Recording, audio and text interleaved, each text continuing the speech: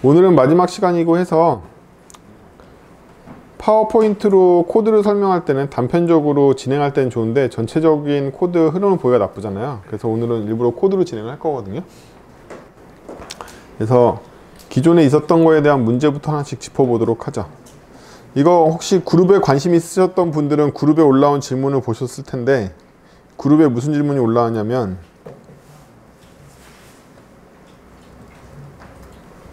이 바인더에서 여기 부분에 뷰 모델을 리스너가 제대로 가져오지 않고 전역 변수를 참조하고 있다라는 문제가 있었단 말이에요. 그전 코드에는 기억하시는지 모르겠는데 여기에는 이 첫 번째 인자가 안 들어왔어요. 리스너에 업데이트 되어 있는 인포메이션 셋만 들어왔었거든요.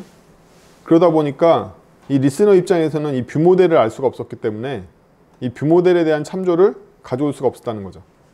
그래서 이게 개선된 모델이에요. 이 개선된 모델을 위해서 리스너의 모델이 좀 바뀌었죠. 그래서 여기 리스너를 보면 앞에 뷰 모델을 보내게 돼 있단 말이죠.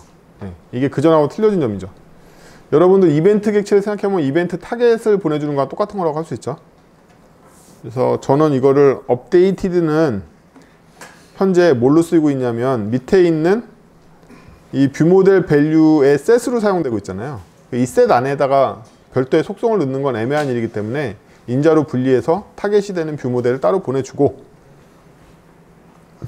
기존의 인포메이션들을 보내주고 이렇게 해서 3강에 나왔던 3.js에서는 되게 손쉽게 이렇게만 변경해주면 뷰 모델에서 노티파이를 때릴 때 자기를 보내주는 걸로 이렇게 충분히 가름할 수가 있는 거죠. 이 3.js 시절에는 추상층하고 구상층을 구분하지 않았기 때문에 되게 손쉽게 리팩토링이 돼요. 그래서 리스너의 스펙이 뷰 모델을 첫 번째 인자로 받아들이고 그 뒤에 셋을 받아들인 걸로 하면 이 디스와 디스 업데이트가 다 뷰 모델 소관이기 때문에 뷰 모델이 직접 노티파이를 만들 수 있어가지고 뷰 모델을 노티파이해서 본인과 본인의 정보를 보내는 건 모순점이 아니니까 손쉽게 보낼 수가 있습니다. 그래서 이렇게 리팩토링 하는 걸로 해서 바인더의 뷰 모델 리스너 입장에서 업데이트만 받는 게 아니라 뷰 모델을 받아들일 수 있으니까 얘가 더 이상 이제 전역 변수를 참조하지 않고 지역 변수인 뷰 모델을 참고해가지고 돌아갈 수 있게 된 거죠. 뭐 이건 좋은데, 근데 4.js는 그 문제가 쉽지는 않다는 거예요. 4.js는 노티파이를 하는 주체가 우리가 역할을 분리했기 때문에 뷰 모델 서브젝트였단 말이죠. 뷰 모델 서브젝트가 노티파이를 하는데, 그쵸? 뷰 모델 서브젝트가 노티파이를 할 때 뭐가 문제냐면 본인이 누구냐라는 문제가 있다는 거예요. 본인이 누구냐. 뷰 모델 서브젝트 입장에서 첫 번째 인자로 디스를 보내면 물론 작동합니다. 자바스크립트 특성상. 하지만 그때 디스는 누구를 의미한 거냐면 뷰 모델 서브젝트를 의미하게 되는 거겠죠. 근데 아까 바인더에서 원하는 첫 번째 인자는 뷰 모델 서브젝트가 아니라 뷰 모델이었단 말이에요. 이 코드가 뭘 의미하냐면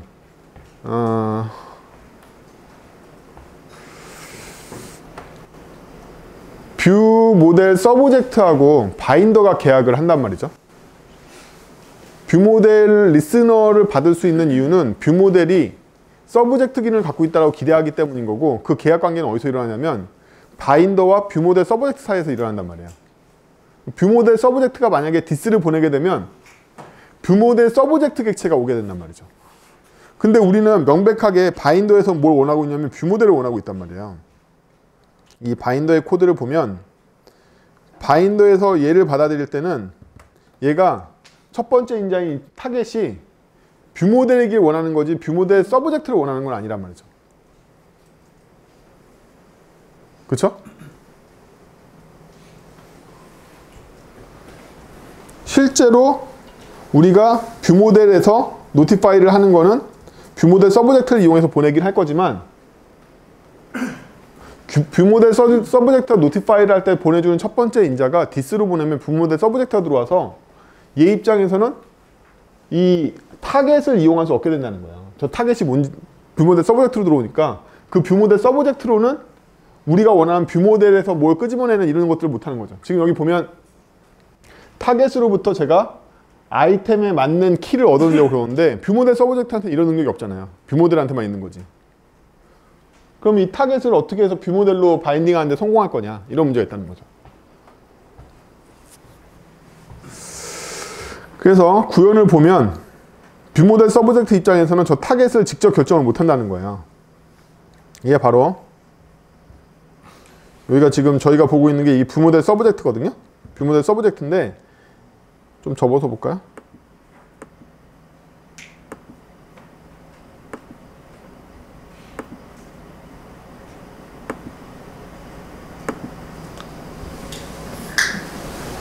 뒤에 폰트 보이시는 거죠?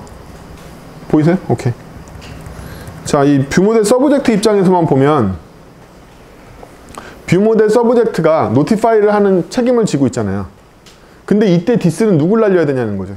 이때 디스는 만약에 디스를 날리게 되면 뷰 모델 서브젝트가 날아간단 말이에요. 그러면 얘는 뷰 모델 서브젝트로 언제나 확정되어 있기 때문에 뷰 모델 서브젝트의 속성인 얘네들 외에는 못 쓰게 되는 거죠. 뷰 모델로 작동할 수 없단 말이죠. 그래서 우리는 이 디스를 명시적으로 누구한테 넘겨주냐면 얘를 상속받는 애의 훅으로 바꾼단 말이에요. 얘는 어디에서 구현하면 여기서 구현한단 말이죠. 훅으로 바뀐 거죠. 그래서 얘를 상속받은 애가 진짜 타겟을 만들어내게 된단 말이에요. 그렇게 돼서 뷰 모델을 상속받은, 아니 뷰 모델 서브젝트 상속받은 뷰 모델에서 얘가 실제로는 이제 이걸 만들어내게 되는 거죠. 밑에 코드 안 보이나? 또 마주 접어서 보면, 예, 바로 여기서 이 대상이 뷰 모델이라고 상속받은 애가 결정을 해준단 말이죠. 이 절차를 통해서 이 디스가 노티파이가 아니라 상속받은 애가 결정해주는 타겟을 보낼 수 있게 되는 거죠. 이거 그냥 제가 지금 디스를 보내서 그런 거예요. 디스 외에도 다른 것도 얼마든지 보낼 수 있는 거죠. 그래서 첫 번째 인자로 날아가는 이 노티파이 타겟이라는 건 누가? 서브젝트가 직접 확정하고 있는 게 아니라 상속받은 애가 결정하게 만드는 거죠. 네?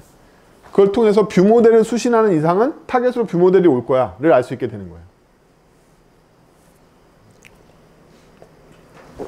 층이 분리되면 간단한 문제도 레이어를 나누는 문제들이 항상 생겨요. 방금처럼. 볼륨이 너무 작고.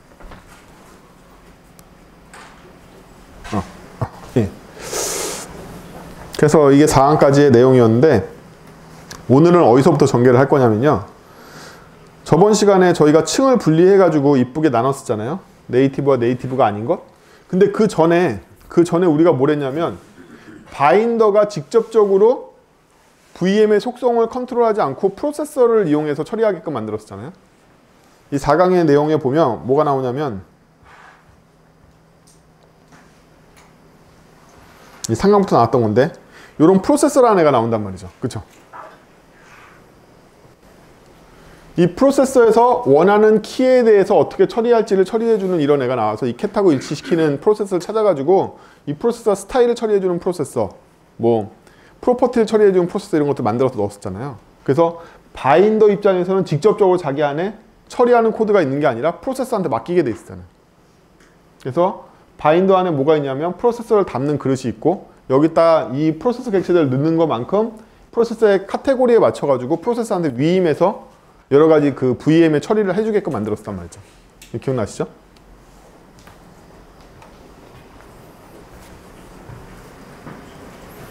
좀 더 키울까?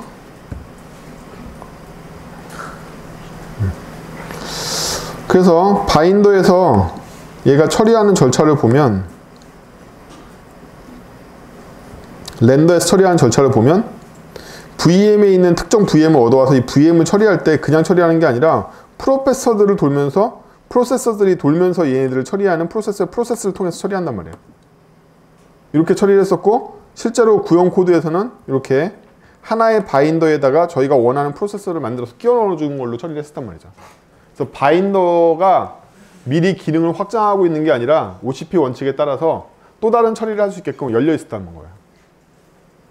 그러면 여기에 있는 얘, 이 생성자의 인자로 들어온 게 바로 VM의 어떤 키를 참고해서 얘가 뭘 처리할지를 알게 되는 서브 키를 참조하게 되는 거고, 걔는 그렇게 해서 들어온 데이터를 얘는 스타일에 반영하고, 얘는 어트리뷰트에 반영하고, 얘는 프로퍼티에 반영하고, 얘는 이벤트로 걸어주는 이런 프로세스를 만들었잖아요. 이것까지는 좋은데, 이것도 제가 일부러 파놓은 함정인데 그룹에 질문이 오신 분은 한 분도 안 계셨는데, 바인더에는 그래서 어떤 코드가 없냐면 VM의 특정 키를 인식하는 코드가 하나도 없죠. 특정 키라 하면 VM의 스타일을 볼 거야, VM의 어트리뷰트를 볼 거야, 이런 키를 참조하는 게 없어요. 왜냐하면 프로세서에 있는 키가 걔를 매칭하기 때문에 우리가 그 개수만큼 프로세서를 넣으면 프로세서만큼 VM에 있는 여러 키들을 찾아내가지고 처리할 거기 때문에, 그렇죠?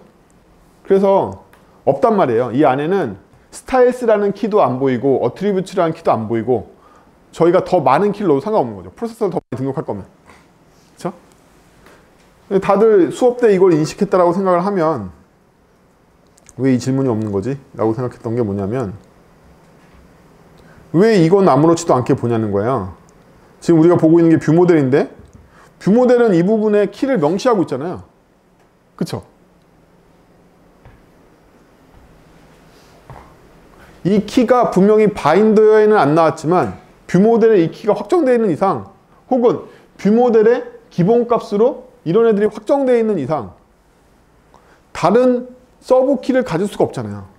아무리 저희가 프로세서를 많이 만들면 뭐해? 여기서 하드 코딩이 돼 있는데, 우리가 새로운 타입을 인식하는 프로세서를 만들었어도 이 안에 이런 짓이 되어 있는 이상은 확장될 수 없다는 거죠. 뷰 모델 때문에. 신기하게 실이 이 질문이 하나도 안 왔어요. 원래 왜 뷰 모델에 저 키가 들어있나가 질문이 와야 되는데, 오늘은 이 키를 없애고 일반화시키는 과정을 할 건데, 이 키도 없어져야지만 저희가 새로운 프로세서를 추가할 때 자유롭게 추가되고, VM에도 임의의 키가 추가되면 그 키랑 매핑되는 프로세서만 만들어주면 같이 쌍으로 돌아가서 VM의 특정한 키가 규정되어 있는 게 아니라 그냥 프로세서가 인식할 키가 그 안에 들어있으면 그 프로세서가 작동할 거야. 이런 프로토콜을 성립하게 되는 거잖아요. 그렇죠? 지금 VM이 특정 키를 인식하게끔 되어 있단 말이에요. 그래서 우리는 이 안에는 정의되어 있지 않지만 사실은 이것 때문에 VM은 반드시 이런 키를 가져야 돼가 정의되어 있는 거랑 마찬가지예요. 그럼 우리는 다른 속성을 갖고 있는 VM을 못 만들게 되는 거죠. 프로세서만 독립해서는 소용이 없다. 왜냐? 언제나 처리기는 뭐와 같이 연동한다? 데이터 구조와 연동한다고 그랬죠. 그렇죠? 그래서 데이터 구조는 하드코딩 되어 있는데 처리기만 동적으로 만들어낼 수 있어도 소용이 없다는 거야. 데이터 구조가 변하지 않았으니까. 데이터 구조를 동적으로 바꾸는 과정이 오늘 할 일인데, 자, 그걸 하기 전에 이 코드가 뭘 의미하는지 다시 한번 봅시다. 이 코드 풀로 보신 분들이 거의 없을 텐데, 이 코드는요, 꼭대기에서 데이터인 오브젝트를 받아들여서 그 데이터 오브젝트를 루프를 돌면서 카테고리가 만약에 스타일, 어트리뷰트, 프로퍼티에 해당되면 이미 뭘 가정하고 있죠? 거기 들어오는 값은 무조건 오브젝트일 거야를 가정하고 있죠. 이미 형식까지 다 정의하고 있는 거예요. 나한테 초기 값으로 준 데이터에 프로퍼티스나 스타일이나 이런 애들이 들어오면 걔네들은 다 오브젝트일 거야 라고 확정 짓고 있는 거나 마찬가지예요. 이미 이 안에 형식을 다 확정 짓고 있다고. 자유로운 형식이 아닌 거예요. 그래서 걔네들이 오면 어떻게 하냐면 여기에 define properties하고 이 오브젝트를 할당하고 있죠. 얘가 오브젝트일 게 뻔하니까 나 오브젝트 만들어서 할당할 거야. 그 오브젝트의 키들만 재설정해서 넣어줘야지. 이렇게 만들고 있단 말이에요. 그에 비해서 이 키에 해당되지 않는 애들은 다 S로 빠지겠죠. 그럼 그 키를 그냥 나에게 잡아주면 돼 라고 분개하고 있단 말이에요. 이미 여기 두 가지 상황이 있는 거죠. 얘네들은 오브젝트이기 때문에 오브젝트 루프를 돌 거고, 딴 애들은 오브젝트가 아니니까 그냥 통으로 박을 거야까지 다 정의하고 있는 거예요. 얘네들은 지금.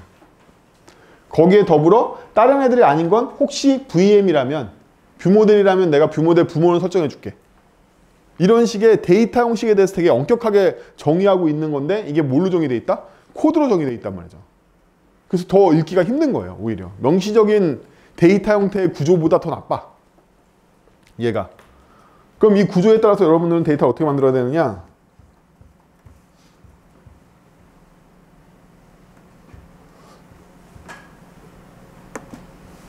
이렇게 만들게 된단 말이에요. 데이터를 만들 때. 이 데이터는 제가 뷰 모델 생성 인자에 큰 데이터를 하나 넘기고 있는데 이 데이터는 제가 자유롭게 기술한 게 아니란 말이에요. 알고 보면. 이 스펙대로 구현한 거란 말이지. 얘는 특정한 키가 아니기 때문에 이거 통째로 그냥 값으로 잡힐 거고 그때 얘가 뷰 모델이라면 얘 부모는 제가 될 거야. 를 준수해서 만든 거고요. 그 안에 들어있는 이 객체는 뷰 모델 안에 스타일스라는 키가 오면 얘는 오브젝트가 올 게 뻔해. 거기에 속성들은 내가 다 겟터에서 설정할 거야. 이렇게 데이터 형식이 눈에는 안 보이지만 굉장히 엄격하게 다 정의되어 있는 거랑 마찬가지고 그거대로 안 만들면 이거 다 깨질 거란 말이에요. 현재 구조가. 그래서 여기에 제가 만들어서 쉬워 보이는 거지 사실은 코드로 이 데이터가 어떤 형식인지 규정되어 있는 거랑 마찬가지라서 코드를 읽지 않으면 이 데이터 형식을 제대로 만들어서 보낼 수가 없다는 거죠. 그러면 오늘의 저는 기억하겠지만 일주일 후에 저는 이걸 기억 못할 테고 그럼 제가 제 코드 보고서 아 데이터 형식이 이렇게 생긴 거였나? 하고 보고 다시 인식해서 다시 만들어야 된단 말이죠.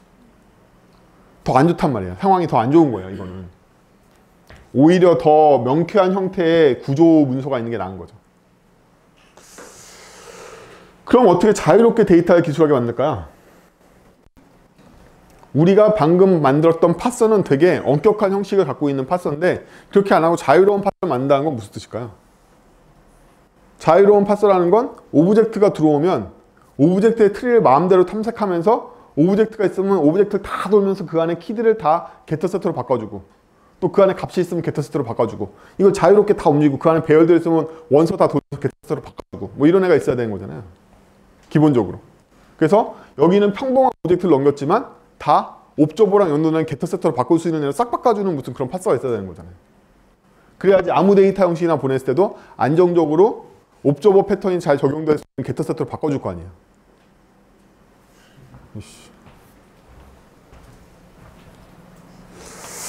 그래서 그 파서를 짜는 것부터 오늘 할 일인 거죠.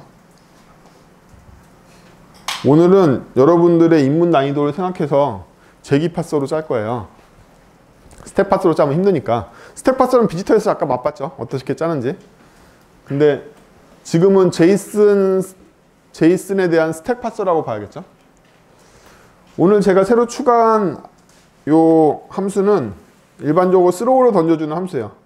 스로우가 함수가 아니라 문이기 때문에 함수로 감싸지 않으면 함수처럼 쓸 수가 없단 말이에요. 불편하니까 스로우를 간단하게 감싸가지고 함수로 만들어 놨어요. 그러면 뷰 모델 코드를 볼 건데요. 딴 거 다 접고.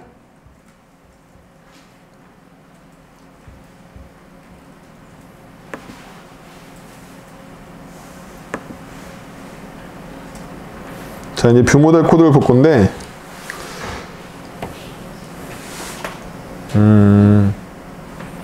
이거 안 쓰는 코드인데.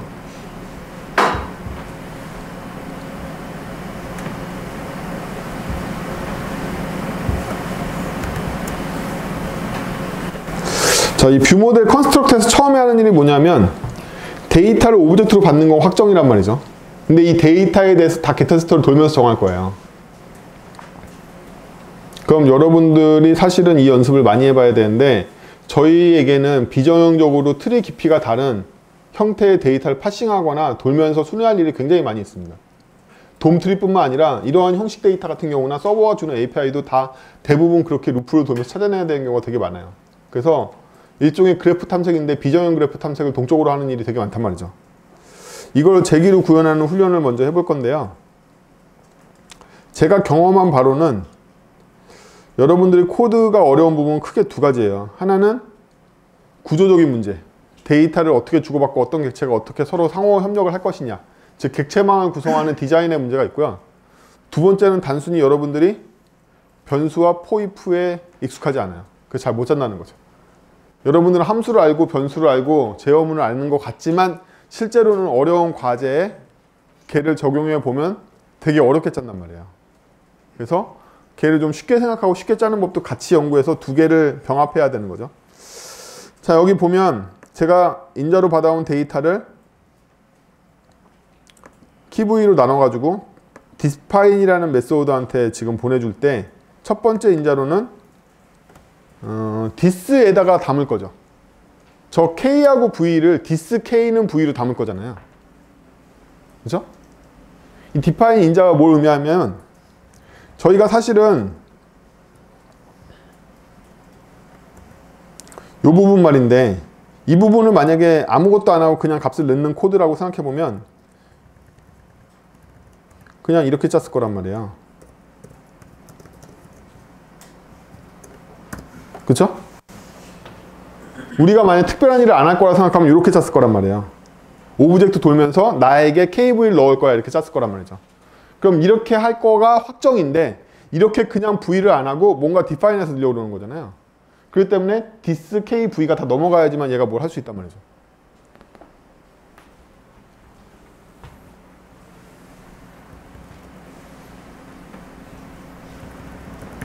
그래서 뷰모델 생성자에서 그전에는 장황하게 여기 길게 코드가 있었죠.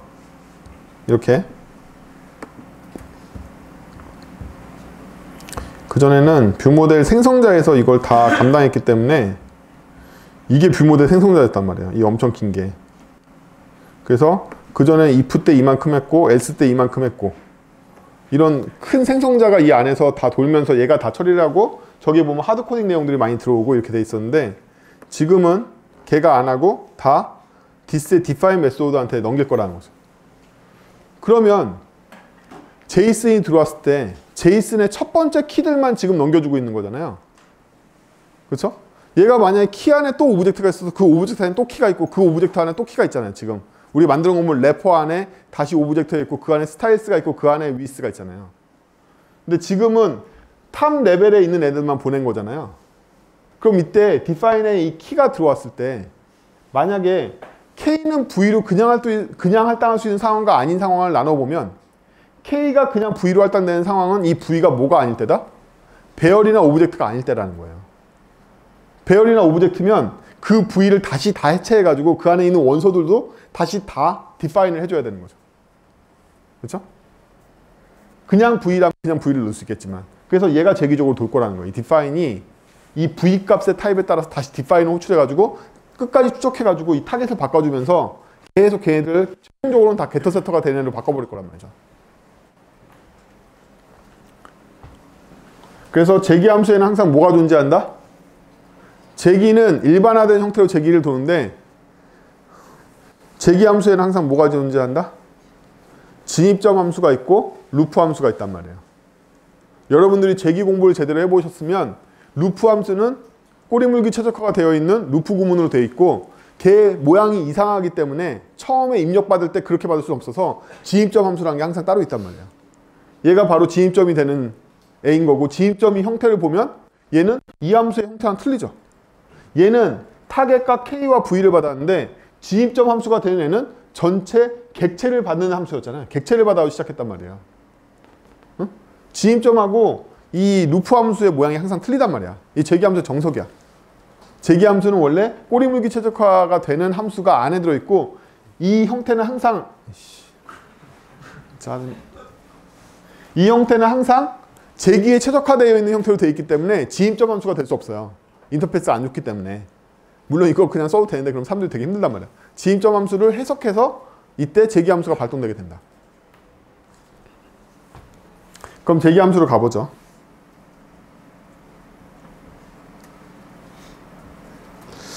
자, 이 제기 함수의 큰 부분을 보면요.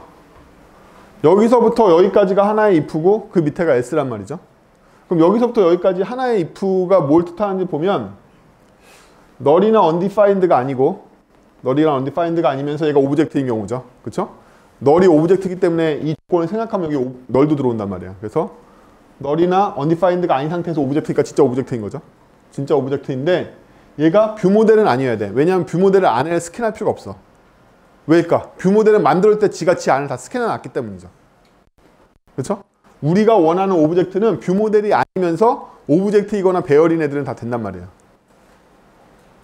그렇죠?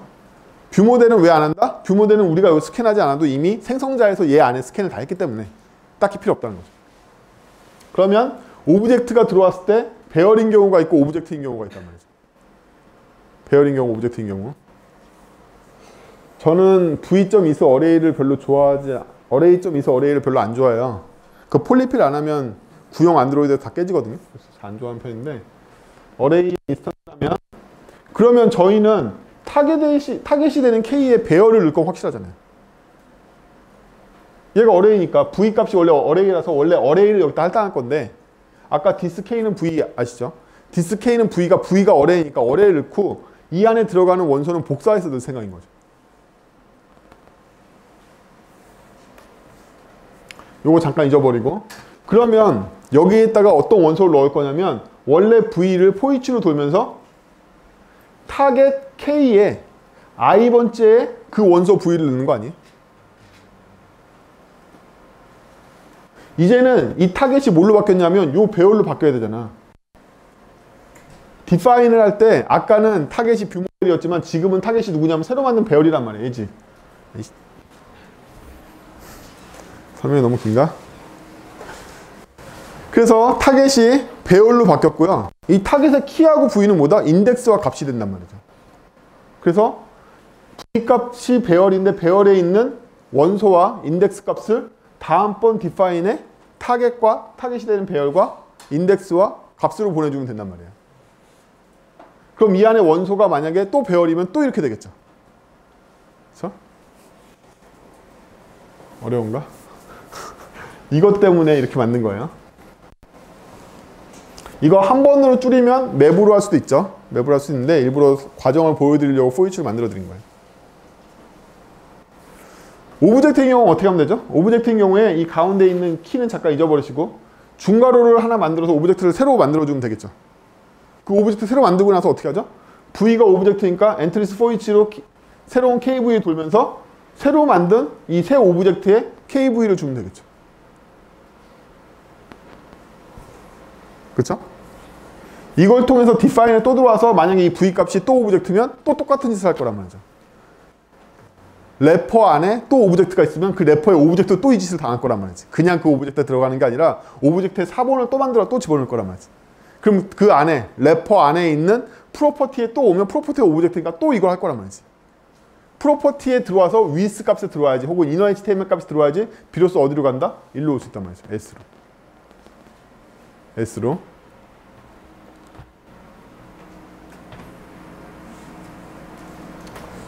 자, S로 오고 나면 오브젝트도 아니고 배열도 아니에요. 하지만 뷰모델일 수 있죠. 그쵸? 뷰모델인 건 위에서 안 잡았으니까. 뷰모델인 경우에는 이 뷰모델의 부모로 절 세팅해 줘야 되는 책임이 있죠. 그쵸? 요거 해줘야 되고 마지막으로는 타겟의 K에다가 값을 넣어주는 거죠. 아까까지는 새 오브젝트를 만들어서 다 돌려줘야 되지만 지금은 단일 값으로 처리할 거기 때문에 타겟의 K에다가 게트세터를 갖고 있는 속성을 세팅해주면 끝난단 말이에요. 그래서 속성 세팅은 똑같이 이 V값은 원래 있던 V값, 이 V값을 그냥 넣어주면 되고 세팅할 때는 new V로 V로 바꿔주고 이때 뭐다? 옵저베이션을 할 수 있도록 우리가 인포메이션에다 더해주면 되는 거죠. 그래서 이렇게 간단한 루프만으로 오브젝트가 아무리 복잡해도 배열 안에 오브젝트 안에 배열 안에 오브젝트가 있어도 다 돌면서 다 게트세터를 싹 예쁘게 최종적으로 다 일로 들어오겠죠. 모든 키는 다 이게 될 거란 말이에요. 결국에는 모든 키는 다 이게 된다. 모든 키는. 단지 차이점이라면 배열 안에 뭐가 없다? 원소가 없어. 배열 안에 원소가 없어. 왜냐하면 프로퍼티스로 정리된 애들은 배열의 랭스로 환원되지 않거든. 그거 나중에 보완하게 될 거예요. 그래서 이게 지금 타겟이 배열인데도 제가 프로퍼티스로 정의하게 된 거잖아요. 그쵸? 그래서 내부에서 자바스크립트 버전에 따라서 얘를 랭스로 인식하는 애가 있고 아닌 애가 있어요. 크롬은 이걸 랭스로 인식해요. 그래서 크롬에서는 배열도 랭스가 제대로 나와요. 하지만 i8에서는 랭스가 안 나와. 왜냐면 걔는 define 프로퍼티를 하면 원소를 다르게 잡아버려. 그래서 랭스로 계산이 안 된단 말이에요. 별걸 다 얘기하네. 크롬에서 하면 다 랭스 나와요. 자, 이렇게 됩니다. 그래서 우리가 아무리 복잡한 객체를 던져줘도 최종적으로 모든 키 부위는 여기에서 할당될 거고 이 구조를 새 걸 만들어가지고 원소들을 다 돌면서 할당해 줄 거고 이렇게 제기가 돌 거란 말이죠. 이게 가장 쉬운 제기예요. 가장 쉬운 제기. 여러분들은 제이슨 스트링이파이하고 제이슨 파서를 꼭 만들어 보세요. 에발이나 펑션 같은 거 쓰려 생각하지 말고 직접 구현해서. 제기 파서는 굉장히 쉽게 구현된단 말이에요.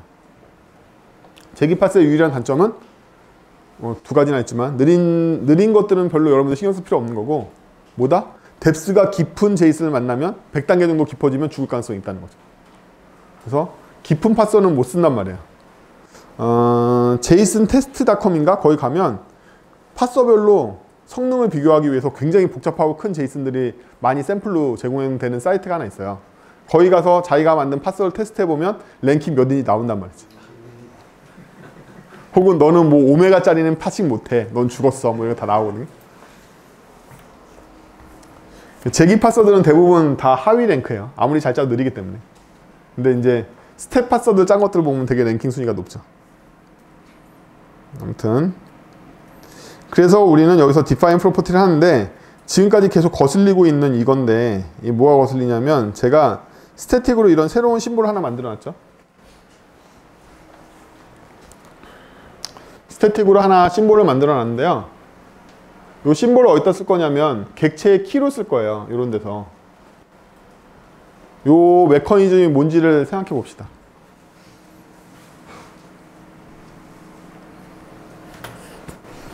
자, 제가 배열을 새로 만들었던, 오브젝트를 새로 만들었던 그 객체에 이 심볼 키에다가 뭘 넣어놓냐면 타겟에 있는 똑같은 심볼 키를 넣어준단 말이죠. 이걸 이용해서 뭘 넣냐면 뒤에다 .k를 붙이고 있어요. .k를 붙이고 있어요.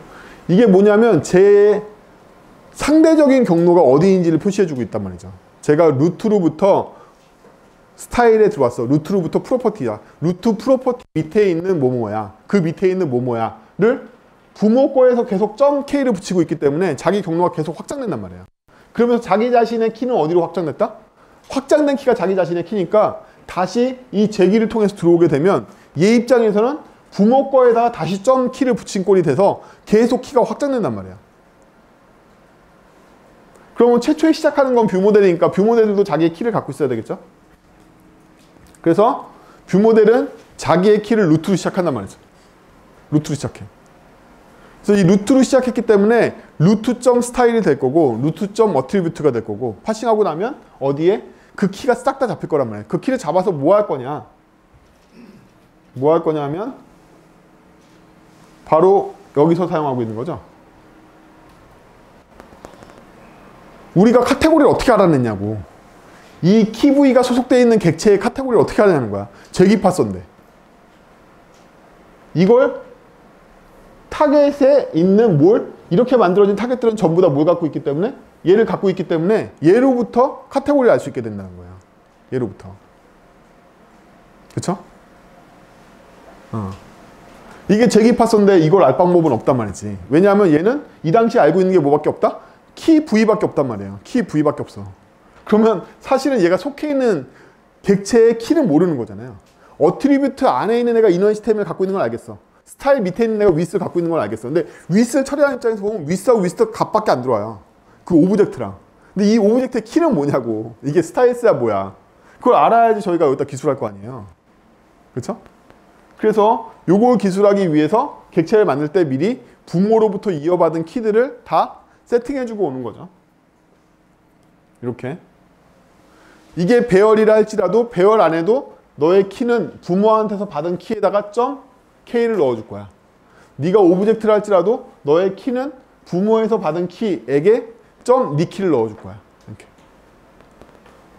이걸 통해서 얘 입장에서는 타겟, 자기가 들어가야 될 최종적인 이 오브젝트의 타겟 이 키를 참조할 수 있게 되는 거죠. 이게 자기 카테고리가 되는 거죠. 뎁스가 깊어도 저희가 저번 시간에 말씀드렸어요. 그냥 키를 단일로 쓰게 되면 하드코딩도 되어 있는 것도 문제지만 서브 뎁스가 깊어졌을 때 키가 표현이 안 되고 다 유일값으로 써야 된다고 그랬잖아요. 이제 유일값을 안 써도 되는 거지. 경로가 다 점으로 표시가 되니까. 얘는 똑같이 스타일이지만 A.B. 스타일이야. 얘는 B. 스타일이야. 얘는 A.C. D. 스타일 이렇게 표시가 될 거 아니에요. 어느 뎁스에 있는 스타일인지. 그래서 수신하는 입장에서는 이 카테고리 인식할 때 그냥 스타일이야가 아니라 누구의 스타일이야 이렇게 얻을 수 있게 된다는 거죠. 그렇죠? 오늘도 다 코드 공개할 거니까 여러 번 연습하세요. 지금 보여드리는 제기 파서가 가장 간단한 형태고요. 이게 가장 일반적으로 많이 써요. 여러분들은 복잡한 트리 순회를 할 때, 예를 들면 다층으로 되어 있는 계층 메뉴가 있을 수 있잖아요. 왼쪽에 플러스 누르면 계속 확장되거나 줄어들거나 이렇게 하는. 대표적으로 지금 인텔리제이에 있는 얘가 이런 거잖아요. 어떤 애는 계속 확장되고 어떤 애는 조금 확장되고 이럴 거 아니에요. 그쵸? 어떤 애는 계속 이렇게 확장되고. 이거잖아, 이거 자주 구현한단 말이에요. 그럼 이거 서버한테 데이터 받아오면 중첩되어 있는 제이슨 형태로 받을 거란 말이죠. 그럼 어떤 애는 파일 리스트로 끝나고 어떤 애는 파일 안에 또 중첩된 오브젝트 또 들어있을 거냐는. 이거 어떻게 순회해서 그릴 거냐는 거야. 이렇게 그리게 될 거란 말이지.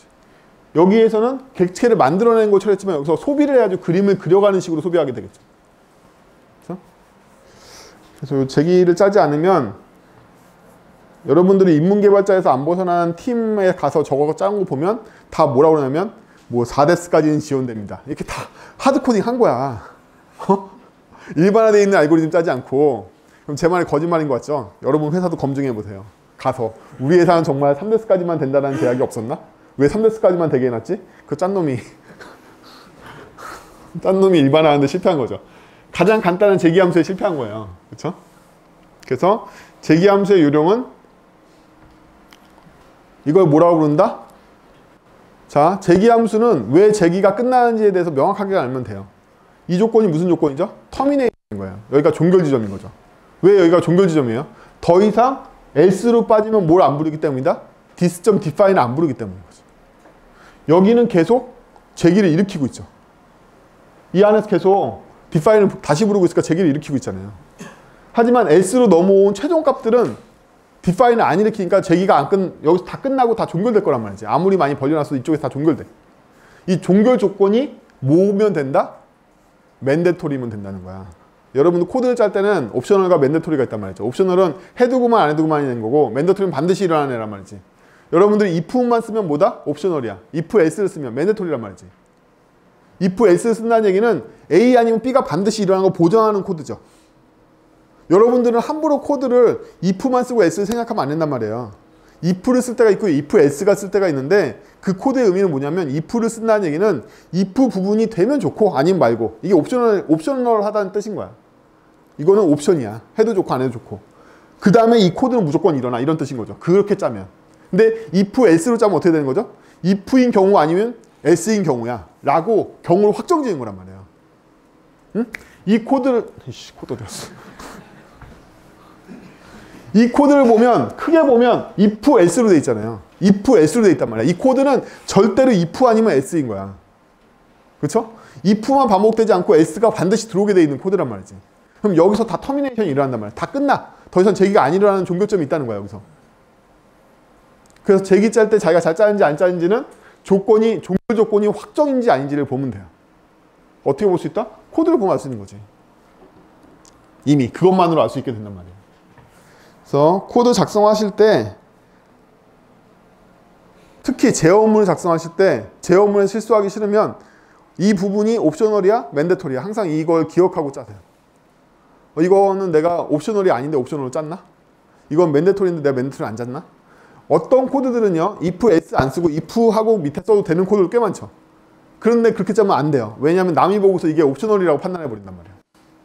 내가 이거를 두 개 중에 하나라는 표현을 확실하게 하고 싶으면 확실하게 해줘야 돼. else를 반드시 써줘야 된다는 거야.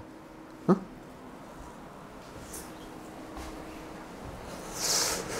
자, 그래서 이렇게 루프를 돌리는데 성공하면 모든 객체에 대해서 이러한 키가 최종적으로는 define 프로퍼티를 통해서 getter, setter가 해서 그 모든 키가 다 옵저버에 보고하는 형태를 갖추게 될 거예요. 그래서 최종적으로 우리가 뭘 얻었다? 최종적으로 컨스트럭터에서 하드 코딩 되어 있던 키를 몰아내는데 성공했네요. 그렇죠? 우리가 한 건 고작 그 정도입니다. 뷰모델이 자유로운 데이터를 다 받아도 어떤 데이터라도 파싱하게 됐다는 점과 그 다음에 그전에는 특정 키, 뭐 스타일스나 뭐 이런 것들이 특정 키가 하드 코딩 되어 있으니까 그 하드 코딩 키가 다 빠져나온 게 우리가 이 리팩토링의 목적에서 달성한 거죠. 그렇죠? 그럼 뷰모델은 이제 넘겨준 객체에 따라서 자유로운 형태의 뷰모델이 됐어요. 그럼 우리가 객체를 뷰모델을 만드는 이유는 딱 하나죠. 이제 뭐죠? 뷰모델한테 객체를 주면 옵저버블이 돼. 그쵸? 우리가 그냥 객체를 사용하지 않고 뷰모델을 객체한테 이 뷰모델한테 객체를 주면 좋은 점은 뭐냐면 거기에 있는 속성을 건드리면 다 옵저버블이 된단 말이지. 옵저버빙을 할 수가 있어. 그래서 아무 객체나 던지면 옵저빙 할 수 있는 객체로 바꿔주는 게 바로 뷰 모델의 역할로 축소된 거죠. 물론 기능은 순수한 뷰를 위해서 가상화된 뷰를 만드는 거지만 얘의 용도를 보면 그렇다는 거야. 우리가 그냥 생 객체를 뷰 모델을 쓰지 않고 뷰 모델을 쓰는 이유는 얘한테 넘기면 이 뷰 모델이 얘를 뭘로 만들기 때문에 옵저빙 할 수 있게끔 만들어주니까. 얘를 건들면 이걸 통보받을 수 있게 만들 수 있으니까. 그러면 이 뷰 모델을 소비할 수 있는 건 바인더 외에도 이 통보받아서 뭔가 하고 싶은 애들은 다 할 수 있겠죠. 일반적인 모델을 쓸 수 있는 거고. 이 안에는 사실 뷰 모델만의 특성은 많이 사라졌죠. 그냥 노티파이가 가능한 모델에 가깝죠. 그러면 이걸 소비하고 있는 바인더 입장의 코드에서 변화를 보면 여긴데 이 부분이 바뀌었죠. 이 부분이 뭐가 바뀌었냐면 그전에는 그냥 V.cat을 소비하면 되는데 지금 V.cat은 다중 경로로 들어온단 말이야. 이미 앞에 있는 경로에 대한 검증이 이쪽에서 다 끝날 거기 때문에 서브키가 일치하는지도 다 검증이 끝날 거기 때문에 검증이 끝나서 우리는 마지막에 이게 스타일인지 아닌지를 원한단 말이지. 이게 스타일스야 아니면 어트리뷰츠야 뭐야. 얻으려면 점으로 나눈 거에 마지막 거 끄집어내면 되는 거죠. 그렇죠? 점으로 얻은 거에 마지막 거 끄집어내면 어떤 프로세서하고 일치시킬지를 알 수 있게 된다. 그래서 뭘 얻었다? 바인더에도 더 이상 특수한 키가 등장하지 않고 뷰 모델에도 더 이상 특수한 키가 등장하지 않으니까 이제 특정 키를 규정한 건 누구밖에 없다? 프로세서밖에 없게 됐다. 우리는 프로세서에 어떤 키를 주면 그 뷰 모델이 있으면 내가 작동해 줄게. 그 뷰 모델이 없으면 난 작동 안 할 거야. 그래서 뷰 모델 작성할 때 이제 참조해야 될 거는 뷰 모델이 어떤 데이터를 원하냐가 아니야. 내가 사용할 프로세서가 어떤 키를 원하고 어떤 형식을 원하냐에 달렸다는 거죠. 이제는. 그렇죠? 그래서 OCP가 완전하게 보장된 거죠. 뷰 모델을 아무런 스펙도 강요하지 않는데 내가 이번에 ABC 프로세서를 쓸 거니까 ABC 프로세서가 원하는 키를 갖춘 뷰 모델이 필요할 뿐. 그렇죠? 매번 저희가 그걸 쓸 때마다 그러한 프로세서의 세트를 만들 수가 없기 때문에 미리 만들어 두자는 거예요. 프로세서 세트를. 그러면 이 프로세서 세터를 보면 여기 베이스가 되는 프로세서스를 이제 이걸로 담아두고 있죠. 배열로. 그렇죠? 여기 저희가 이미 만들었었던 스타일스 들어있고 어트리뷰트 들어있고 프로퍼티랑 이벤트 들어있잖아요. 그러면 이렇게 들어있는 이 배열 세트를 함수로 호출해 주면 이렇게 해주려고 그런 거죠. 특정 바인더가 들어오면 바인더에게 add 프로세서로 얘네들 싹 넣어주려고 그런 거죠. 그렇죠? 그리고 다시 바인더 리턴해 주는 걸로 바인더한테 요만큼을 데코레이팅 해주려고 그러는 거예요. 데코레이팅 해주려고 그러는 거예요.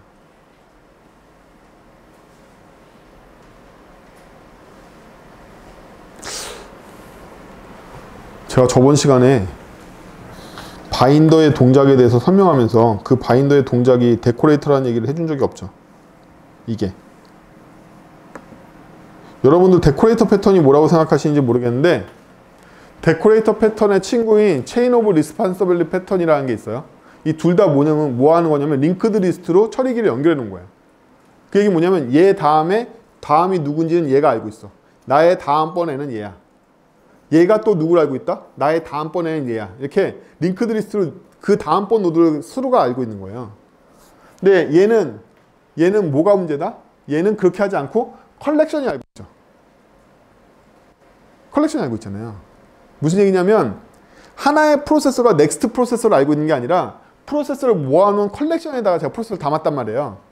이러면 뭐가 문제가 되냐면 프로세서를 담는 그릇의 책임이 무거워져. 얘가 폭파되면 얘네들이 다 폭파되니까.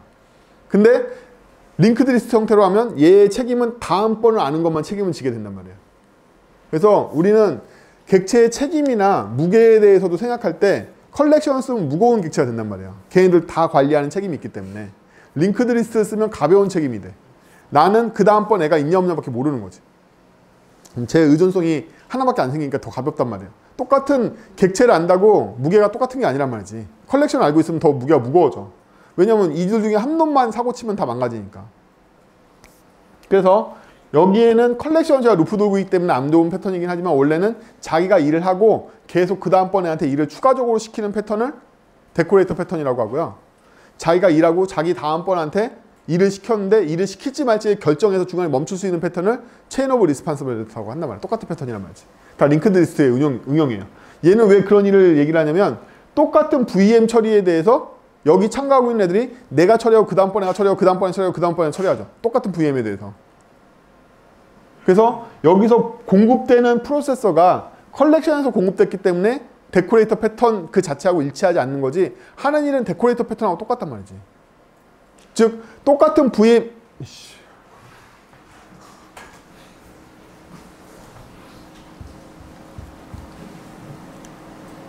자, 이 하나의 VM 안에 래퍼도 있고 타이틀도 있고 컨텐츠도 있는데 이 안에 프로퍼티가 있을 수도 있고 이벤트가 있을 수도 있고 스타일스가 있을 수도 있잖아요. 그럼 요 래퍼의 이 객체 하나를 가지고 누가 다 소비한 거다? 스타일스 프로세서도 소비한 거고 이벤트 프로세서도 소비를 했잖아요. 어? 하나의 객체를 가지고 두 개의 프로세서가 작동을 한 거란 말이지. 첫 번째 애가 스타일을 처리해줬고 두 번째 애가 이벤트를 처리해주는 거란 말이지. 프로세서가 돌아다니면서. 그렇죠? 응? 데코레이터 패턴이 해결하는 문제가 뭐냐면 동일한 문제의 어떤 값을 가지고 데코레이터 1번이 1번만큼 처리하고 2번이 2번만큼 처리한단 말이죠. 그때 이 객체를 공유시킬 수도 있고 혹은 새로운 객체를 만들어서 그 다음번에 넘겨줄 수도 있고 그건 자유롭다는 거예요. 제가 리듀스를 쓰느냐 아니면 포이치를 쓰느냐의 차이 정도밖에 안 되는 거지. 컬렉션으로 풀면. 그래서 좀 더 확장이 용이하게 하고 구조적으로 몰라도 되게 하고 싶다라면 제가 만약에 코드로 얘기해. 컬렉션을 없앤다라면 여기를 어떻게 하면 되죠? 컬렉션을 없앤다라면 자, 5는 망가뜨리기 좀 그러니까 망가져도 되는 4 가지고 놀아보면 여기가 만약에 컬렉션이 아니라면 이렇게 되겠죠. 이렇게 될 거란 말이에요. 하나의 프로세서만 알게 되는 거죠. 그러면 그 다음번 프로세서를 알게 될 책임은 누구한테 있죠? 얘한테 있는 거죠.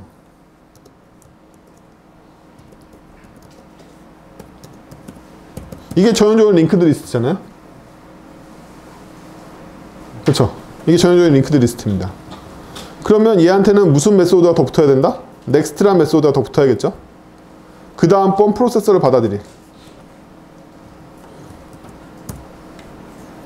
이게 더 붙을 거란 말이에요.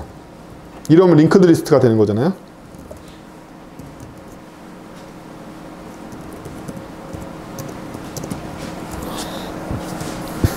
이러면 그 다음번 애가 생긴단 말이에요.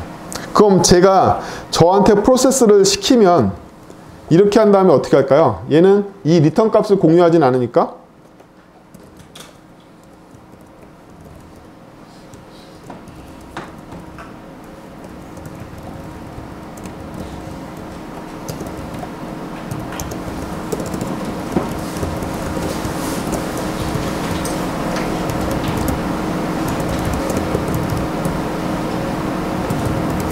이렇게 될 거란 말이죠. 이렇게 되면 바인더 입장에서는 떼거지로 받아들일 필요가 없잖아요. 그렇죠? 떼거지로 받아들일 필요가 없으니까 얘는 add 프로세서가 아니라 뭘로 바뀐다? set 프로세서로 바뀌겠죠. 안타깝게도 세터는 인자는 하나밖에 못 쓰니까.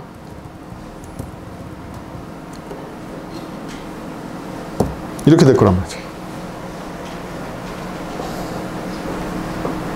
그렇죠? 네, 이렇게 될 거예요. 코드가. 그러면 얘가 실제로 렌더링 할 때도 for each를 돌지 않겠죠. for each를 돌지 않겠죠. 프로세서한테 그냥 넘길 거란 말이죠. 프로세서밖에 없으니까 자기는.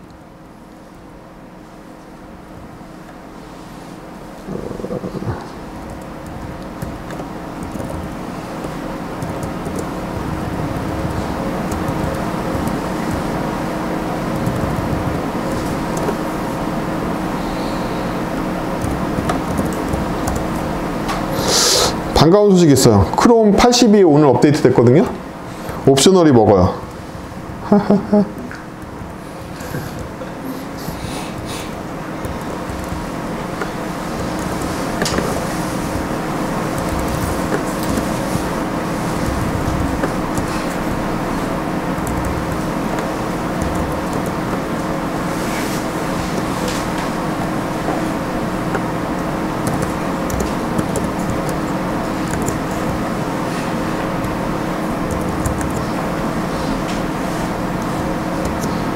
뭐 이렇게 될 거다. 아무렇게나 막 짜고 있는데 이렇게 되겠죠. 그럼 처음에 이 코드가 다 없어지고 첫 번째 진입만 이해시키고 그 다음번에 쭉 이어질 거기 때문에 여기에 있는 코드도 다 어떻게 바뀔 거다? 이렇게 안 바뀌고 프로세스를 하나 만들게 되면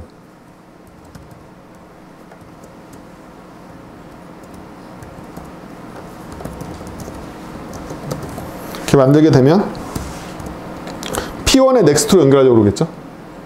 그렇죠? 예.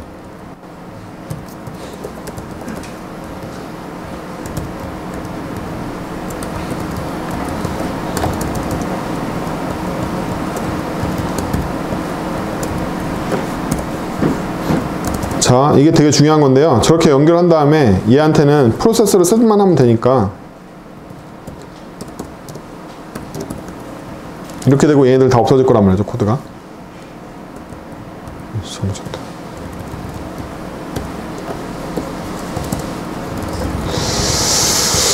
자, 아까 코드와의 차이점 아시겠어요? 아까 코드와의 차이점. 굉장히 중요한 건데 뭐가 차이점이 있는 거냐면 되게 비슷해 보이지만 굉장히 달라요. 아까는 조직화할 때 반드시 add 프로세스를 통해서 바인더한테 넣어줬어야 되는 거죠. 그러면 조직화하는 코드를 위해서 바인더가 반드시 관여하게 된단 말이에요. 얘를 가리고 생각해 볼까요? 바인더의 도움 없이 저희는 프로세스를 조직화할 수 있죠. 응? 우리가 왜 데코레이터 패턴을 쓰냐면 우리는 P1 객체를 한 번만 만들면 돼. 세트로. 그 다음부터 P1만 얘한테 넣어주면 된다니까? 그전에는 바인더한테 넣어야 되기 때문에 바인더가 새로 만들 때마다 바인더한테 새로 써줘야 되는 거죠. 근데 데코레이터 패턴을 사용하면 바인더와 무관하게 세트가 만들어지고 걔를 받을 수가 있단 말이지. 굉장히 큰 차이가 있단 말이에요. 이 두 개는 비슷해 보이지만 그건 돌아갈 때만 비슷해 보이는 거지 굉장히 다르다. 호스트 코드에서 보면 데코레이터 패턴 쓸 때 장점은 바인더의 도움 없이 프로세서 세트를 만들 수가 있어요. 그쵸? 그리고 바인더한테 넣어주면 되니까 이 바인더 말고도 수많은 바인더한테 이 세트를 다 넣어줄 수가 있다는 거죠. 근데 아까처럼 하면 바인더마다 다 넣어줘야 된단 말이지. 이게 바로 그거예요. 똑같이 프로세서의 의존성이 있지만 훨씬 더 무게가 무겁단 말이야. 바인더와 컬렉션을 갖게 되면. 응? 그래서 데코레이터 패턴 왜 쓰냐? 그냥 배열 쓰면 되고 배열에다 다 집어넣으면 되지라고 생각하지만 굉장히 다르다. 데코레이터 패턴이나 체인 오브 리스폰서빌리티를 쓰는 이유는 걔를 소유하는 애와 격리시켜서 구조화를 할 수 있기 때문입니다. 이게 굉장히 중요한 거예요. 그래서 일반적으로는 데코레이터 패턴이 언제나 유리해요. 언제나 유리해. 제가 이거 약간 인터페이스를 개선하면 지금은 P1 넥스트를 하면 저렇게 가는데 아까 넥스트 함수가 여기서 새로운 프로세스를 그냥 리턴한다고 생각해보죠.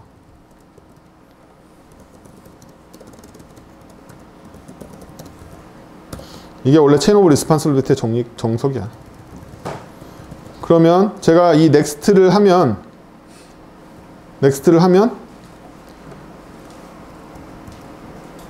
이 넥스트의 결과로 새로 만든 클래스가 나오겠죠? 그렇죠? 그래서 여기서 이어서 계속 넥스트를 할 수 있게 되는 거죠.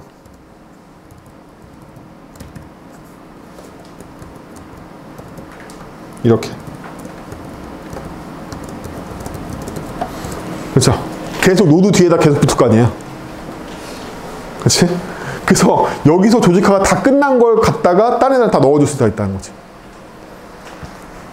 그래서 항상 뭘 고민해야 되냐면 이거 정말 내가 이 안에서 객체 컬렉션을 가져야 돼? 일단 첫 번째 단계는 뭐다? 배열이 객체 컬렉션 갖게 하지 말고 셋이 갖게 하라고 그랬죠. 필수라고.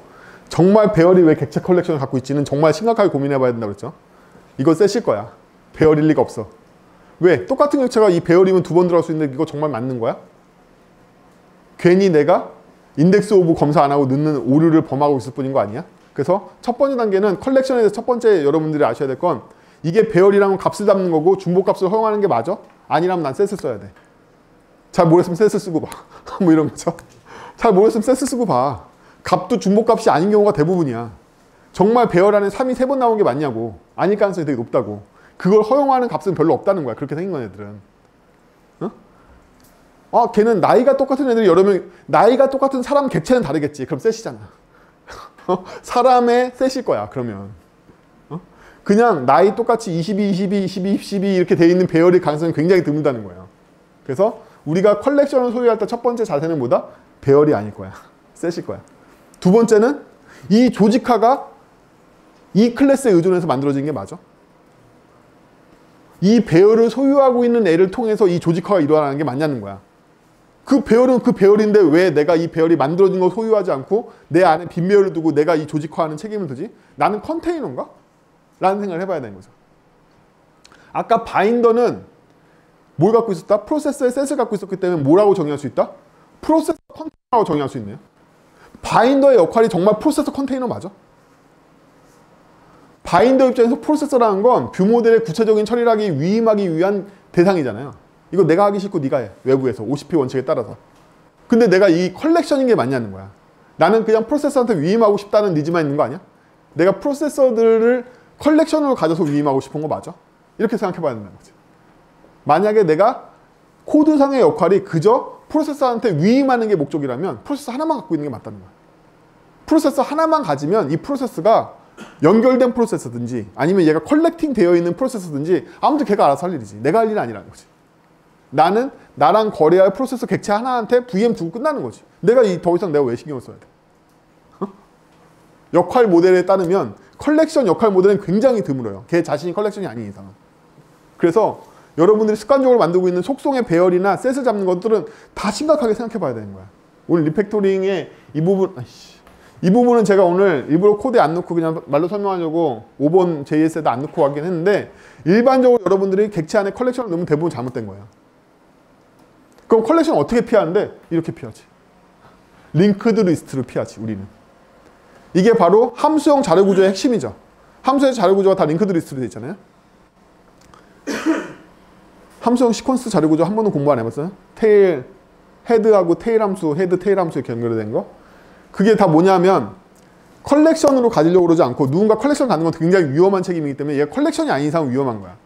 아니 그럴 거면 바인더 프로세서 셋을 만들지 그래? 아예 그 셋 클래스를 만들지. 왜 걔가 셋을 소유해?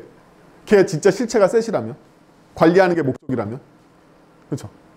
이렇게 되면 중간에 빠져나오거나 혹은 중간에 중단하는 것조차도 마음대로 안 되죠. 제가 만약에 프로세서 컬렉션을 갖고 있다면 제가 취할 수 있는 유일한 방법은 뭐죠? 오직 for each로 다 도는 것밖에 없죠. for each로 다 도는 것밖에 없잖아요. 근데 얘는 다양한 정책을 쓸 수 있어요. 컬렉션을 갖고 있는 애가 루프를 돌면 정책이 다양할 수가 없고 하나의 컬렉션 정책을 쓰는 데 비해서 얘는 이런 정책을 쓸 수 있다. 이런 다양한 정책을 쓸 수 있단 말이에요. 이 루프가 진행될지 말지에 대해서. 그쵸? 이 객체 책임으로 굉장히 다양한 정책을 쓸 수 있어요. 우리가 아까 무식하게 포인트로 루프 돌던 게 지금은 자기 거하고 그 다음 번을 가는 책임을 객체한테 맡겼기 때문에 수많은 다른 조건으로 더 다양한 분기를 시킬 수가 있게 되는 거야. 얘 책임 하에서. 이게 항상 데코레이터 패턴이 유리한 이유야. 우리가 제어 구문으로 루프를 하면 컬렉션 입장에서 제어를 여러 개로 바꿀 수가 없죠. 얘가 일단 에브리로 제어를 하기로 했으면 다 에브리인 거고 얘가 any로 제어했으면 any고 for each로 제어했으면 for each로 제어가 끝난 거잖아요. 그쵸? 기껏 해봐 여러분들이 쓸 수 있는 게 every, any, for each 말고 뭐가 있어? 루프 돌 수 있는 게 컬렉션 입장에서 세 개밖에 없잖아. 그쵸? 중단시키거나 계속 가거나 이거밖에 못하잖아. 얘는 그 정도가 아닌 거야.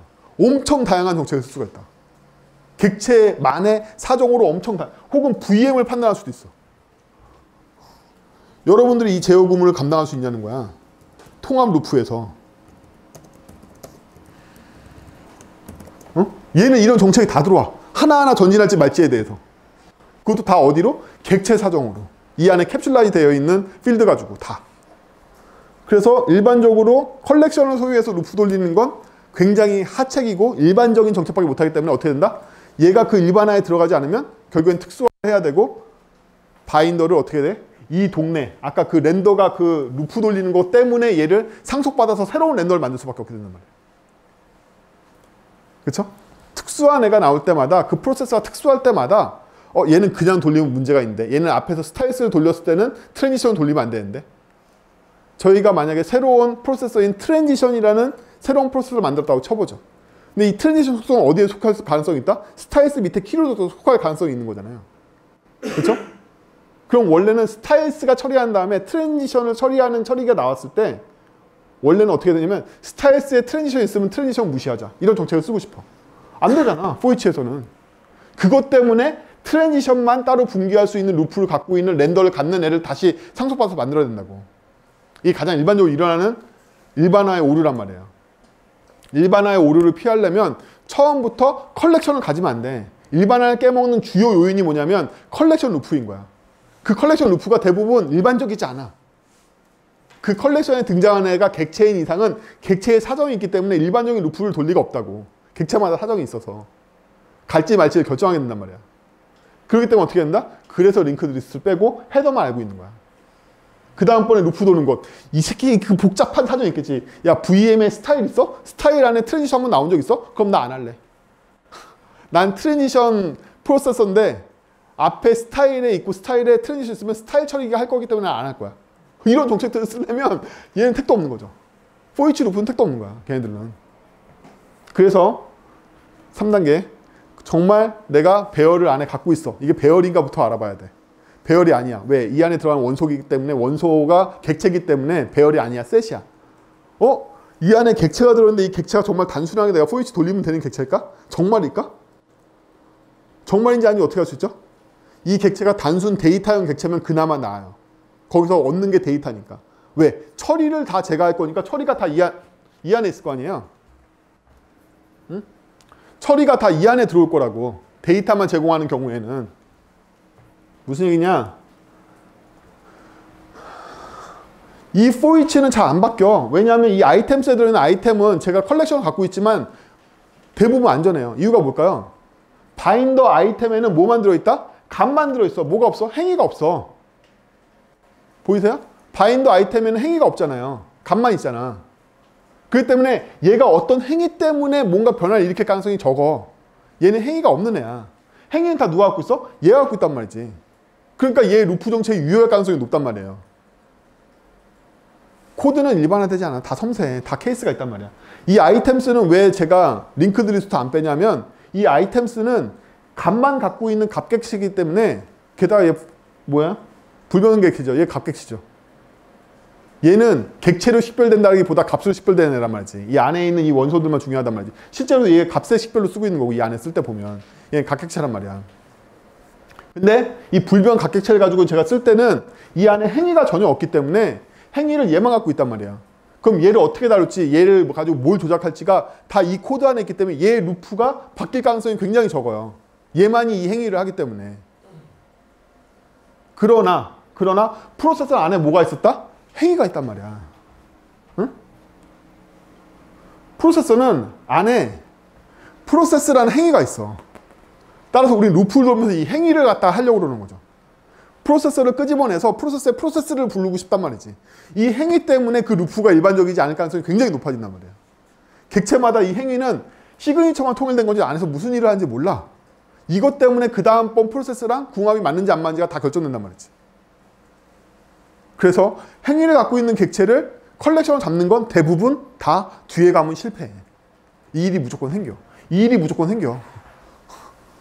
이 일이 무조건 생기기 때문에 이 컬렉션을 갖고 있는 객체가 컬렉션 도는 것 때문에 상속받아서 오버라이드를 해야 된다든지 아니면 새로 만들어야 된다든지 뭐 이런 일이 꼭 생긴단 말이에요. 이미 안 좋은 의사결정을 한 거야. 행위가 있는 객체 컬렉션을 갖고 있는 클래스는 대부분 다 나중에 깨진다. 그래서 행위를 갖고 있는 객체는 컬렉션을 안 갖고 있고 뭐만 헤더만 갖고 있고 지네들끼리 링크드 리스트를 연결하는 게 최고인 거야. 언제나. 언제나 그래요. 거의 확정해법인 거죠. 이걸 통해서 더군다나 더 좋은 점은 뭐다? 컬렉션을 내가 소유하지 않으니까 나 없이 얘네들이 조직화도 알아서 되고 이 안에 루프를 더 돌지 말지도 다 결정하게 되고. 그래서 데코레이터 패턴은 사람들이 오해하고 있는데 필수예요. 컬렉션을 쓰면 안 돼. 데코레이터 패턴은 무조건 가야 돼. 데코레이터 패턴의 체인 오브 리스폰시빌리티의 핵심은 뭐다? 링크드 리스트다.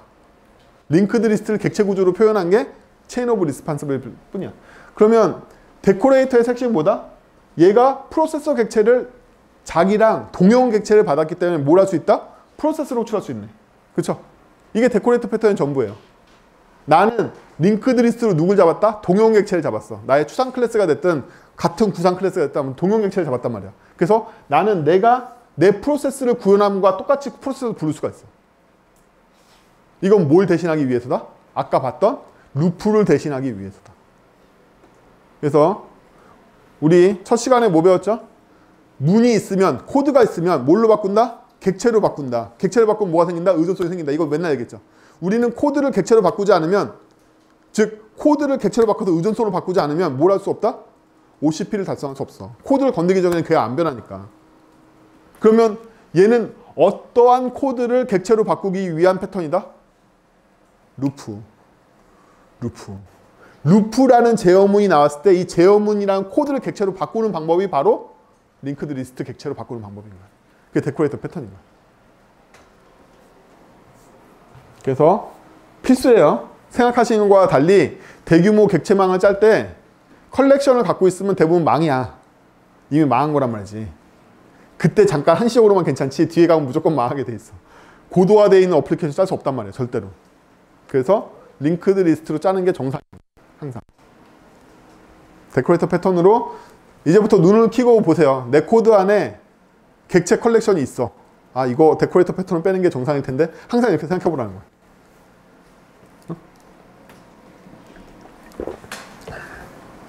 그렇죠? 그래서 짜보시면 링크드 리스트 공부할 때는 똑같은 문제가 생깁니다. 전방 참조, 후방 참조 문제가 생기고 양방 참조가 생기고 막 이래요.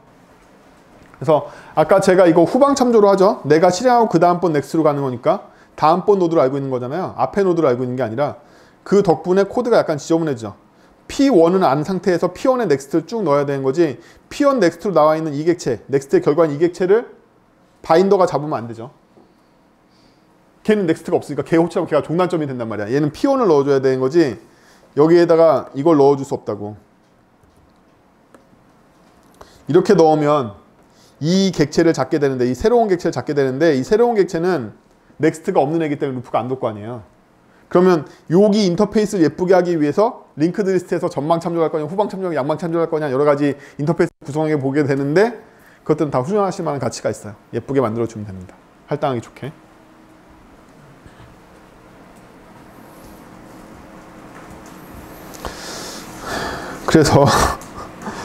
그래서 컬렉션 얘기를 잠깐 열내고 했고 아까 어디까지 했었냐면 여기 했었죠. 여기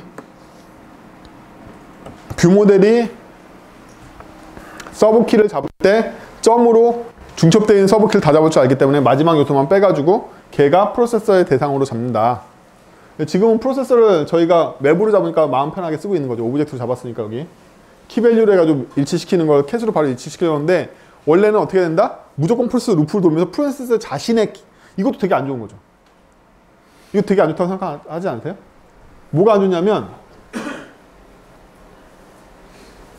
여기 코드 있는데 컬렉션으로 짜면 어떤 일이 안 좋아지느냐? 여기 애드 프로세서 잠깐 볼까요? 애드 프로세서를 보면요. 프로세서를 받았죠. 얘를 어떻게 집어넣었죠? 프로세서의 키에다가 프로세서를 집어넣었잖아요. 이거 내장 깐 거죠. 이 내장 깐 거잖아. 원래 얘만 알고 있는 정보인데 일부러 공개 필드로 만들어가지고 일로 깐 거잖아. 그쵸? 원래 이거 외부에 공개되면 안 되는 필드인데 제가 쓰려고 깐 거잖아. 원래 자신만이 알고 있는 프라이빗 필드란 말이에요. 근데 이걸 만약에 컬렉션을 갖지 않고 그냥 프로세서를 알고 있으면 프로세서한테 무조건 위임하겠죠. 여기서. 그러면 이런 코드도 필요 없어진단 말이에요. 그러면 이런 코드도 필요 없어져. 프로세서는 그냥 프로세서인 거지. 무조건 프로세서한테 위임하려고 그랬지. 그럼 자기 안에 캣과 일치하지 않으면 스킵하고 다음번 캣한테 넘기해주고 다음번 프로세서 계속 넘기면서 자기 캣하고 일치할 때만 VM에서 그걸 끄집어내서 쓰려고 그러겠죠. 그렇죠? 이것도 너무 많은 정보를 주고 있는 거란 말이에요. 이것도. 이 VM을 주는 것도 너무 많은 정보를 주고 있는 거야. 지금 이 어떤 VM을 주고 있냐면 이 서브키 아이템에 있는 VM의 프로세서를 보낼 때 EL, VK, VV를 다 주고 있잖아요. 이거 다 얘가 주면 안 되는 거야. 통을 그냥 넘겨줘야 되는 거야. 사실은. 너무 많이 까서 준단 말이지. 그러니까 어떻게 된다? 프로세서의 자율권이 많이 없어지고 키 V에 대해서 할당하는 작은 책임만 갖게 되는 거죠. 그러면 걔가 작은 책임을 가졌다는 얘기는 우리가 프로세서를 짜기엔 편하지만 여기가 굉장히 헤비해지기 때문에 정책이 조금만 바뀌면 자율권을 많이 잃어버리는 거죠. 이게 디자인의 문제예요. 얘는 어디까지 자율권을 뺏었냐면 여기까지 뺐어요.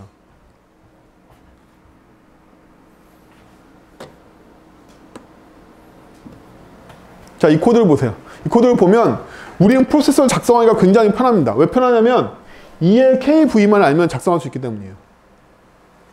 근데 더 엄격하게는 VM 안에 스타일스가 있고 스타일스 안에 width는 얼마 이렇게 들어있는 거잖아요. 즉 이 객체를 탐사할 권리를 다 뺏어버리고 외부에서 바인더가 다 정리해주고 대상이 되는 엘리먼트와 네가 처리할 키와 V만 줄 테니까 너는 굉장히 단순한 코드만 짜라고 얘를 짜기는 굉장히 편했단 말이야. 그렇죠? 이거 작성하기는 되게 편한 거죠. 실수도 되게 거의 없어지고 키 밸류밖에 안 오니까 되게 단순해서. 하지만 얘는 VM에 특정 키가 있는지 뭐야 하는지 이런 조사 권한을 사실 안 가져도 되니까 얘는 가벼워진 대신에 그러한 매핑 작업, 이 KV는 사실은 VM 안에 스타일스 안에 있는 그것도 이거 다 까가지고 알게 된 거죠. 이 캣을 다 까서 알게 된 거죠. VM 안에 스타일스 안에 있는 키 밸류를 내가 루프 도면서 너한테 하나씩 줄게 이거잖아요. 그쵸? 그 책임을 다 누가 가져왔다? 바인더가 가져간 거죠. 바인더가 무거워졌기 때문에 얘가 단순해진 거예요. 그럼 뭐가 정답이냐면 정답은 없고 디자인할 때 어디에 무게를 줄 거냐. 얘가 정답이 되려면 뭐가 돼야 되는 거죠? 여기가 주니어 개발자고 바인더가 시니어 개발자가 짠 거네. 그럼 이게 정답이겠죠. 그쵸? 실력이 비슷한 사람들이 짜면 욕하겠죠. 바인더 짠 놈이 지가 좀 더 할 것이지 왜 나한테 밀어. 그쵸? 그래서 디자인이나 설계는 항상 뭐에 기초를 하고 있냐면 여러분들이 꼭 아셔야 될 게 있어요. 정답은 누구한테 있다? 조직 안에 있습니다. 조직이 어떠냐에 따라서 다른 설계를 하고 다른 디자인을 하게 돼요. 코드 배치할 때 누가 더 난이도 높은 걸 가져갈까는 한쪽이 제어가 쉬워지면 다른 한쪽이 제어가 무조건 어려워져요. 그렇겠지. 얘가 단순한 키브를 받을 수 있는 이유는 바인더가 VM 루프를 돌렸기 때문인 거지. 한쪽은 더 무거워진단 말이야. 한쪽이 단순해지면. 그러면 이 디자인 의사결정은 어떻게 하는 거다? 조직을 보고 한단 말이지. 이거 누가 짤 거야? 아, 이거 네가 짤 거야? 네가 짜면 넌 좀 더 가져가고 저쪽을 쉽게 만들자. 아, 이건 누가 짤 건데? 너? 야, 너 일로 와봐. 네가 이쪽 다 짜. 얘한테 이것만 줘. 이렇게 되겠죠. 코드의 배치의 기술이란 말이야. 결국에는. 설계나 디자인은 코드를 어디다 배치할 거냐 문제인데 배치할 때 항상 사람의 역량을 보고 배치합니다. 이게 디자인이 어려운 이유예요. 디자인에 정답이 없는 이유는 디자인에 좋은 거 나쁜 거 없기 때문이 아니라 다 설명할 수 있지만 그 사람한테 맞냐 안 맞냐가 중요하단 말이지. 응? 그럼 제 코드는 이쪽이 단순해. 왜일까요? 코어를 짜는 쪽이 제어니까 제가 짜기가 쉬우니까 루프 전체를 다 보여주고 여러분한테 제어를 가르치려고 그쪽에다 몰아놓은 거죠. 마지막 호스트 코드는 강의 마지막 때 쓱 하고 보여주려고 여기를 단순하게 만들어 놓은 거란 말이지. 여러분들한테 핵심 코어 엔진의 복잡성을 알려주려고 이번 강의를 기획했기 때문에 이 안에 몰려있는 거야. 안 그랬으면 바인더가 VM을 그냥 휙 하고 던져버리고 이 안에서 다 루프를 하면서 스타일 찾아가지고 뭐하는 코드가 다 일로 넘어왔겠지. 그럼 각각의 프로세스는 무거워졌겠지. 코드가. 그러면 코드 중복 아니에요? 여러분들이 아셔야 될 게 코드 중복과 코드가 원래 멀티로 있어야 되는 경우를 구분하기 굉장히 어려워요. 여기 똑같이 VM 루프가 나온다 할지라도 걔네들은 사실상은 보기에 따라서는 중복이 아니야. 똑같이 VM 루프가 나와도 걔는 중복이 아니야. 어떤 애는 for each 루프를 돌지만 어떤 애는 VM을 다르게 바라볼 수도 있어. 그건 각각의 케이스라는 거지. 함부로 성급한 일반화를 해서 바인더에 넣으면 바인더의 운식의 폭이 좁아지고 특정한 프로세서가 다른 식의 VM을 사용하려고 그럴 때 결국에 바인더는 해체될 수밖에 없단 말이지. 성급한 일반화가 되는 거야. 성급한 일반화를 안 하려면 자꾸 어떻게 된다? 본체 쪽은 가볍게 만들고 뒤쪽으로 밀어내면 좋아요. 그럼 대신에 많은 코드들이 바깥쪽에 밀린 쪽에 모여지게 되니까 누구한테 영향을 받는다? 마지막 객체를 구현한 사람의 실력에 자꾸 영향을 받게 돼. 코어는 안전해지고 가볍지만 마지막 구현체에 따라서 이 전체 프로젝트가 실패하거나 이런 일이 생기고 거꾸로 코어가 무거워지면 이쪽에서 안정성, 제어 역전을 통해서 제어가 다 한 군데 몰려 있으니까 코어만 안정화시키면 전체적인 프로젝트는 안정화되지만 운신의 폭이 좁아진단 말이에요. 운신의 폭이. 그러면 코어가 제어 역전을 많이 안 할수록 운신의 폭이 넓은 프레임워크가 돼서 코어에 대한 수정 니즈가 적어져. 반대로 코어가 가볍고 확장된 객체한테 제어를 많이 넘겨줄수록 코어는 잘 변할 일이 없으니까 코어가 안정화돼. 이 의사결정을 항상 하게 된단 말이지. 우리 팀이나 성장 가능성을 보고. 우리 서비스가 안정화됐으면 어떻게 해야 되는 거죠? 우리 서비스 뻔해. 5년 동안 변화가 없어. 그럼 어떻게 한다? 제어 역전을 엄청 때려서 무거운 코어를 만든 게 낫죠. 그쵸? 안정화됐으니까. 우리 서비스는 매일같이 변하고 있어. 코어를 가볍게 만들어야지. 심지어 어떤 얘기도 나온다? 프레임워크 쓰지 마. 맨날 바뀌어. 이런 얘기 나온단 말이지. 그게 다 뭐다? 성장하고 있는 서비스는 제어를 역전시키기에는 변화가 너무 심하기 때문에 제어 역전의 효과가 없어지는 거란 말이에요. 이런 단순한 의사결정도 마찬가지야. 이제 저희가 막 프로세서에 대해서 확립하고 만들어가는 과정이잖아요. 이제 막 만들었는데 제어를 거기까지 다 걔가 가져가야 돼? 나중에 가져가도 안 늦어. 얘네들이 좀 더 무거워도 괜찮아. 왜 이렇게 의사결정할 수 있는 거죠?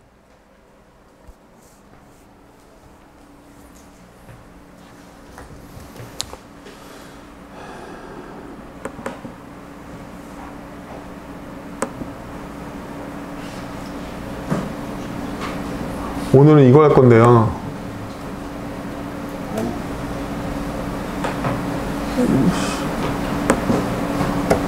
저번하고 차이점은 OLLI가 있는 거네요. 그렇죠? 여기 리스트가 포함되어 있잖아요. 근데 우리가 이거 HTML 코드를 먼저 보면요.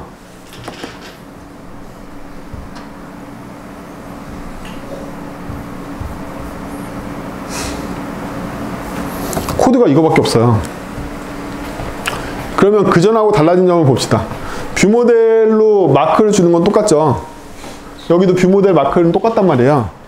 근데 새로 추가되어 있는 템플릿이라는 애가 새로 나왔잖아요. 그러면 이 템플릿, 얘는 템플릿으로 처리되는 거죠.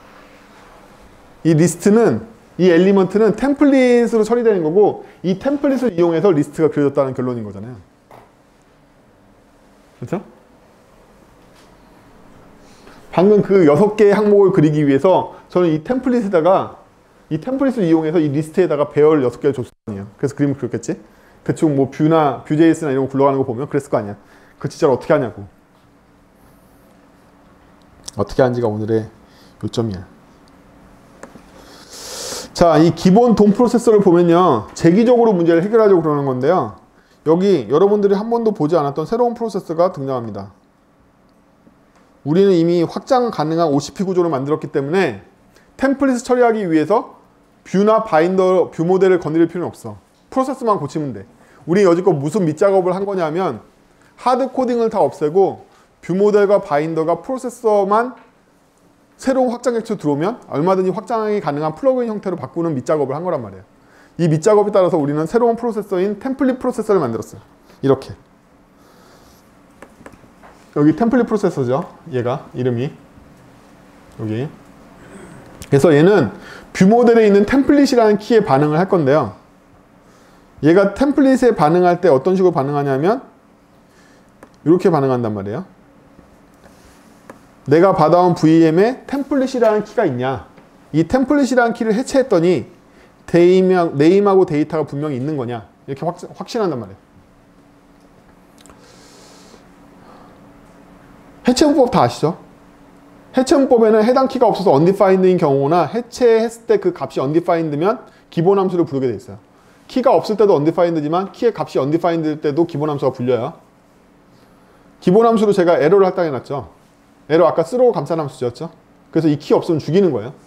야, 똑바로 키 보내. 이게 여러분들이 구현할 수 있는 가장 간단한 오브젝트 검증이에요. 오브젝트가 어떻게 생겼는지 검증할 때 이 방법을 제일 쉽게 사용할 수 있는 방법이에요. 그러면 VM에 있는 템플릿 키에 들어있는 오브젝트에는 반드시 뭐랑 뭐가 있어야 된다? 데이터하고 네임이 있어야 되는 거죠.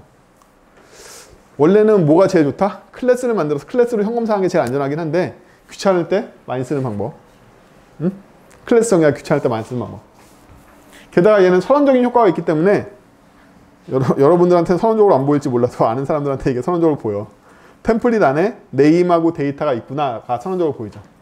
그래서 요 디스트럭처링 문법은 띄어쓰기로 하면 훨씬 더 예쁘게 보입니다.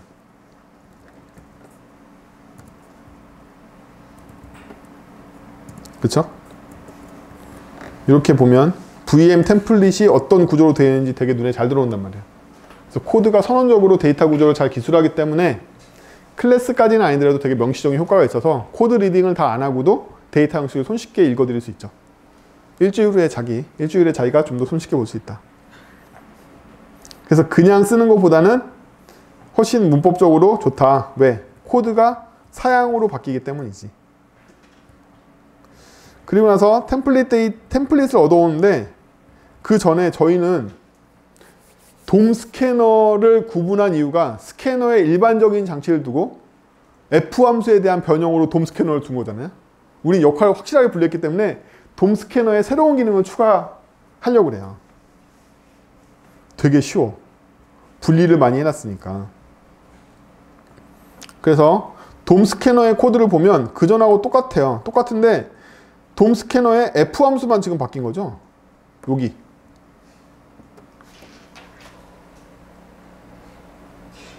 나머지는 돔 스캐너가 하는 일이라고는 이거밖에 없잖아요. F 함수에 타겟 보내는 거랑 비트 하는 거랑 이거밖에 없는데 F 함수의 내용을 바꾸기 위해서 돔 스캐너를 바꾼 거란 말이에요.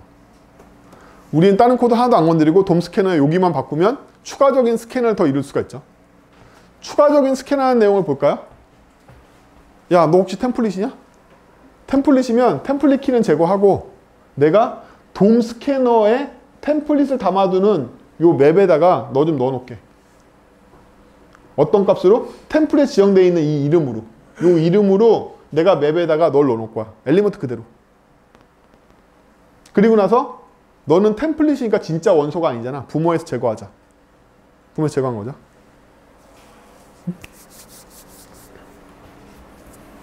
자, 이제 모든 게 안전해졌어요. 이제는 되게 좋은 세상입니다.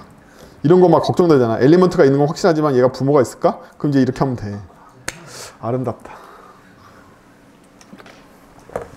이런 세상을 얼마나 기다리는지 모른다. 자, 얘가 템플릿이 아닌 경우만 뭘 한다? 너 혹시 뷰 모델이냐? 뷰 모델이면 내가 바인더에 아이템을 넣어줄게. 그때만 하는 거죠. 템플릿인 경우에는 아예 이걸 찾을 필요도 없어요. 일단 끄집어내가지고 맵에다 집어넣는 것만 한단 말이지. 단지 이거면 돼. 스캐너가 이제 템플릿 스캔할 수 있게 된 거죠. 템플릿 스캔할 수 있게 됐어요. 돔 스캐너에겐 그런 기능이 생겼습니다. 그러면 우리가 기본 프로세서를 만들 때 제가 여기다 돔 비지터하고 돔 스캐너를 미리 만들어 놨죠. 이거 전용으로. 그렇죠? 또 한 가지, 여러분들이 객체 의사결정에서 하는 나쁜 의사결정. 아, 이거 싱글톤 객체인 것 같은데? 그래서 나는 이거를 뭘로 만든다? 스태틱으로 만들면 좋을 것 같아. 스태틱 변수와 스태틱 메소드를 갖고 있는 클래스를 만들면 될 것 같아 라고 판단하는 경우가 굉장히 많단 말이에요. 무조건 클래스로 만들어. 무조건. 어? 경우의 수는 두 가지죠. 얘가 그 객체를 여러 개 찍어낼 거냐, 한 번만 쓸 거냐의 문제잖아요. 그럼 클래스를 만들면 어떻게 할 수 있다? 클래스를 만들어서 객체 하나 만들면 하나 쓰는 거고, 여러 개 만들면 여러 개 쓸 수 있잖아요. 1 또는 다수로 쓸 수 있잖아. 근데 여러분들이 스태틱을 만들면 어떤 경우의 수밖에 없다? 하나로 쓰는 경우의 수밖에 없잖아. 나중에 알고 봤더니 스캐너가 2개 필요한 거였어.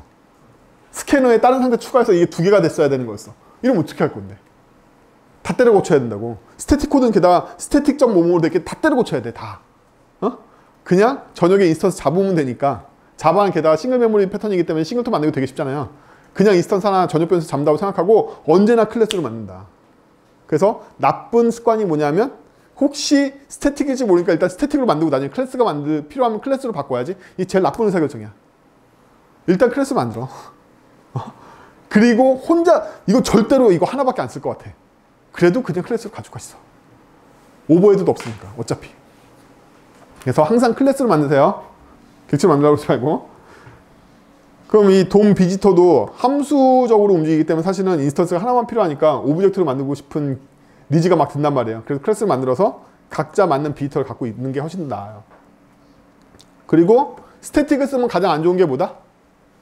여러분들 스태틱의 싱글톤 객체와 클래스의 싱글톤 객체와 스태틱의 가장 큰 차이가 뭐예요? 뭐야? 차이. 스태틱으로 만들면 뭐가 안 된다? 상속이 안 돼. 객체 지향의 풍부한 컨텍스트를 다 쓸 수 없게 되고 단순 함수와 상태의 집합이 된다고. 인스턴스를 써야지만 상속을 비롯한 객체 지향의 모든 혜택을 받는 싱글톤 객체를 만들 수 있단 말이지. 그렇죠? 그래서 얘가 비록 인스턴스 하나지만 다양한 객체로부터 상속받거나 기능을 받은 싱글톤 객체일 수 있잖아. 이러려면 무조건 클래스의 객체여야 돼. 어? 스태틱은 상속이 안 되기 때문이지. 스태틱 쓰면 안 돼요. 그렇죠? 이것만 해도 비지터가 싱글톤이지만 비지터의 상속 계층을 쓸 수 있는 싱글톤이잖아요. 훨씬 좋잖아. 그리고 돔 스캐너도 얘거 전용으로 스캐너를 하나 뒀어요. 여러 개 필요 없으니까. 그러면 이 프로세서가 뭘 하는지 봅시다. 아까 어디까지 봤냐면 여기까지 봤단 말이야. 돔한테 get으로 네임을 얻어내면 템플릿 엘리먼트를 얻을 수 있겠죠. 우리가 템플릿 스캔할 때 템플릿에 있는 키 이름으로 저장을 해놨으니까 얘한테 템플릿 네임으로 얻으면 얻을 수 있단 말이에요. 우리가 템플릿 객체가 뭘로 돼 있다? 템플릿 객체는 네임하고 데이터로 돼 있는데 이 네임을 이용해서 뭘 찾을 거다? 돔 스캐너 안에 있는 템플릿 객체 엘리먼트를 얻어오려고 그런단 말이죠. 그럼 이 템플릿은 정체가 엘리먼트겠죠. 우리가 엘리먼트를 넣어놨으니까. 그리고 데이터가 배열이 아니면 죽이려고 그러는 거죠. 배열이 아니면 죽이려고 그래요. 자, 여기서도 여러분들이 많이 배워야 되는 패턴이 바로 실드 패턴이 있죠. 실드 패턴은요, 이렇게 실드 영역을 구분합니다. 지금 보시고 계시는 게 다 실드 영역인데요. 뭐 이거 순서는 똑같아요. 실드 영역이란 뭐냐면 여기인 거죠. 그래서 우리는 여기까지를 블랙리스트라고 불러요. 그리고 여기서부터는 화이트리스트라고 부릅니다.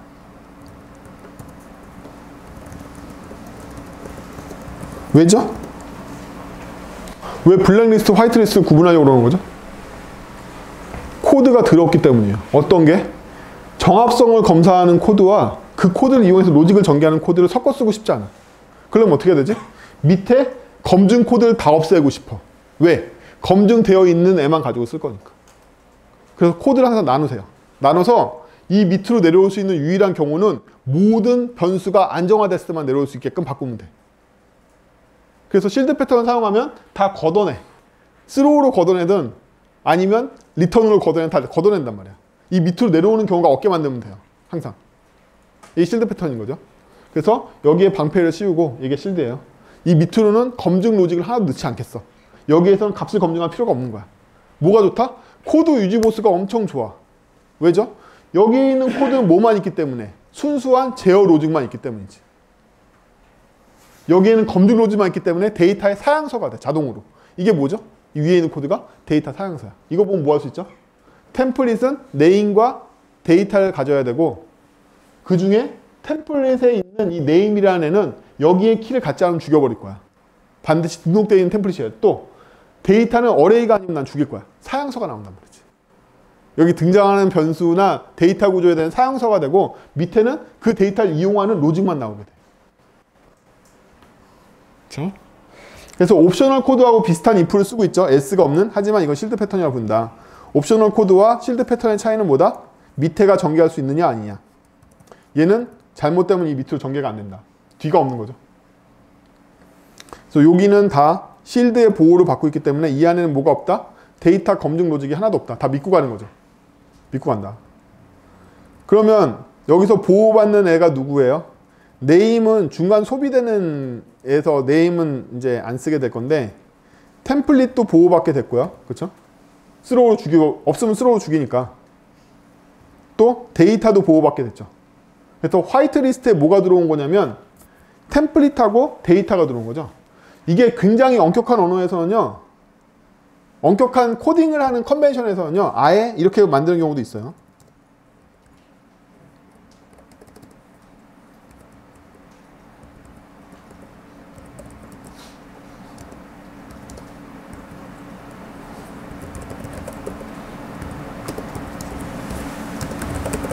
그냥 이렇게 만들고 밑에서 다 화이트리스트밖에 못 쓰게 하는 경우도 있단 말이에요. 어? 아예 모든 변수를 화이트리스트에서밖에 못 꺼내게 만들어. 이거 이렇게 해도 되죠.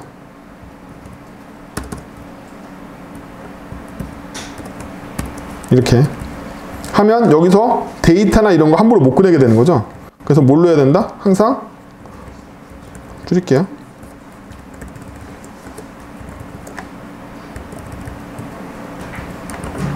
이렇게밖에 못 쓰게 만든단 말이지.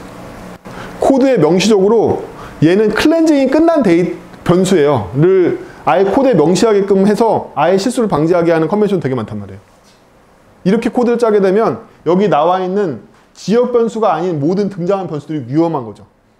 W에 소속이어야지만 안전한 코드인 거야. 그럼 뭘 알 수 있다? 코드 보자마자 오류인 걸 알 수 있다고. 이거 클렌징 안 된 데이터 쓰고 있네? 인자 그대로 갖다 썼네? 뭐 이렇게. 코드 보자마자 알 수 있다고. 여러분들이 보는 눈이 뛰어나잖아요. 보는 눈이 뛰어나면 WL이라는 키워드가 없어도 여러분들한테는 이게 보여야 돼요. 이게 바로 시니어가 보는 눈인 거야. 데이터 검증되지 않은 데이터라는 변수 쓰고 있네? 이거 확정 오류야. 이렇게 보인단 말이야. 여기 A라는 거 쓰고 있는데 이거는 이 안에 있는 람다 변수잖아요. 근데 뭐 여기서 쓰고 있는 어떤 값이 위에 클렌징 되어 있는 흔적이 없는 걸 뭐 쓰고 있어. 만으로 그냥 이 코드가 버그라고 확정된단 말이야. 지금 이게 버그처럼 안 보이지만 그거 우연히 잘 되는 거고 케이스를 노리고 들어오면 깨질 거야. 그러니까 이건 이미 버그야. 아직 테스트 케이스를 깨지는 걸 안 작성했을 뿐이 이렇게 보인단 말이지. 그래서 이게 잘 안 보이시면 이렇게 해서 WL 붙이는 습관을 들이셔서 눈에 먼저 잘 보이게 만드는 습관을 들이시고요. 코드가 잘 보이면 잘 보이잖아. 잘 보이면 얘는 지역 변수도 아니고 여기 선언한 변수도 아니고 람다에서 들어온 변수도 아닌데 얘는 뭐야? 얘는 클렌징 안 된 거네? 클렌징 리스트에 왜 없지? 이게 한눈에 보일 수준이 되면 드디어 이거 졸업하시는 거죠. 여러분들 레벨에서는 저는 이걸 쓰길 바래요. 여러분들한테 안 보일 거기 때문에 이걸 바래. 응? 이거 나쁜 습관이 아니야. 좋은 습관이야. 클렌징된 데이터만 쓴다라는 게 눈에 보이는 건 되게 좋은 습관이라고. 이게 없어도 잘 되는 정도의 팀을 만들면 좋겠죠. 그치? 그래서 진짜로 코드를 오래 짠 사람들은 이 코드가 한글처럼 편하니까 보다가 이 데이터 클렌징 안 된 건데 이거 어디서 나왔어? 저기서 왔네. 그럼 그 경우 어떻게 테스트 잡 바로 걸려. 보자마자 걸린다고. 이걸 자세히 볼 필요도 없어. 그냥 보자마자 알게 되는 거야. 그러면 여러분들은 거짓말 같고 뻥 같겠지만 경력이 오래된 코드가 친숙한 사람이 지나가다가 저거 옳은데? 이렇게 하고 가면 그건 진짜로 맞는 말이란 거야. 보자마자 알게 된단 말이지. 클렌징이 안 돼 있으니까 데이터가. 얘는 그 케이스로 케이스를 짜면 깨질 거야를 그냥 보고 안단 말이에요. 그래서 여러분들도 코드의 방어력을 높이려면 클렌징 데이터를 따로 시각적으로 구분하는 훈련부터 해서 없어도 잘 보이는 훈련까지. 새삼 저랑 같이 보니까 화이트리스트 필터링을 안 거친 변수 썼다는 건 거의 자폭인 거죠. 제가 그 변수의 약점을 노리고서 인자를 보내는 테스트 케이스를 짜면 무조건 깨질 거 아니에요. 그렇잖아. 그렇게 될 거 아니야. 그렇습니다. 자, 비지터가 있으니까 비지터를 그냥 이용할 수 있죠. 바인더만 비지터를 이용한 게 아니죠. 비지터는 누구라도 이용할 수 있으니까 비지터한테 현재 엘리먼트를 주고 현재 엘리먼트는 누구냐면 얘죠, 얘. 이 엘리먼트 좀 그려줘. 왜? 얘한테 템플릿이라는 키가 있기 때문에 얘한테 온 거죠. 바인더 수준에서. 기억나세요? 네. 얘한테 엘리먼트를 왜 줬냐면 이 VM 안에 템플릿이 있기 때문에 얘한테 온 거란 말이에요. 그 템플릿을 이 엘리먼트한테 시전할 거잖아요, 저희가. 이 엘리먼트가 바탕이 되는 뭐가 된다? OL이나 UL 같은 애가 되겠죠? 그렇죠? 그럼 이 엘리먼트에 대해서 저희가 할 일이 뭐냐면 엘리먼트 안에 기존에 그려진 게 있는지를 확인하는 절차니까 이건 좀 이따 보기로 하고요. 기존에 있는 걸 클렌징하는 절차는 좀 이따 보기로 하고 저희가 첫 번째로 할 일은 뭐냐면 부모가 될 엘리먼트의 안을 비우는 거죠. 그리고 나서 데이터를 루프 돌면서 데이터 배열 안에 뭐가 들어있어야 된다? 뷰 모델이 들어있어야 돼. 뷰 모델이 없으면 그릴 수가 없으니까. 그러면 데이터 안에 있는 뷰 모델이 아니면 죽이려고 그러겠죠. 야, 네가 준 데이터 몇 번째는 그 VM이 아니던데? 이렇게 죽이려고 그런단 말이에요. 그래서 클렌징을 처음에 다 하는 방법이 있고 부분적으로 다 하는 방법인데 제가 오늘 이걸 보여드리는 이유는 이게 뭐기 때문에? 나쁜 코드이기 때문에 보여주는 거야. 나쁜 코드야. 왜? 클렌징 코드와 로직이 섞여 있기 때문이지. 그럼 어떻게 짜야 된다? 같이 위로. 쉽죠? 어떻게 짜는지는. 얘가 클렌징이 덜 된 거지. 이렇게 짜야 되는 거죠? 이렇게 짜야 된다고. 여긴 얘가 있으면 안 된다고.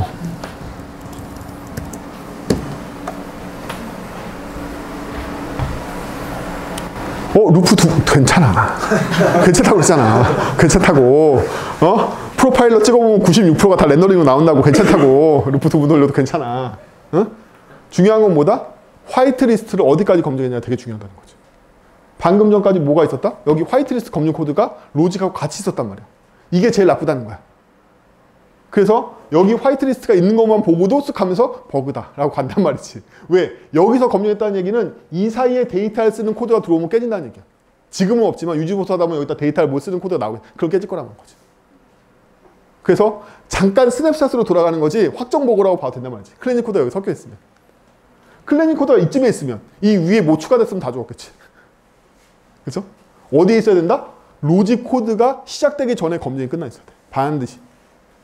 안 그러면 다 버그야. 그리고 검증할 때는 위에 있는 껍데기뿐만 이래서 다 뭐가 안 좋다? 컬렉션은 지옥이라고 했죠. 그 객차 컬렉션 가지면 무조건 안 좋아. 검증을 컬렉션까지 다 해야 돼. 이게 다. 이거 되게 중요한 요령이에요. 그래서 이제 드디어 평화롭게 우리는 데이터 가지고 할 일만 여기 기술하게 됐죠. 코드 유지 보수가 훨씬 더 쉽잖아요. 쓸데없는 컨텍스트가 없기 때문에 여전히 이 위에 화이트리스트 싹 예쁘게 정리돼서 데이터 믿을 수 있지. 데이터 루프 도면 다 뷰 모델이지. 이거 다 알아, 우리는.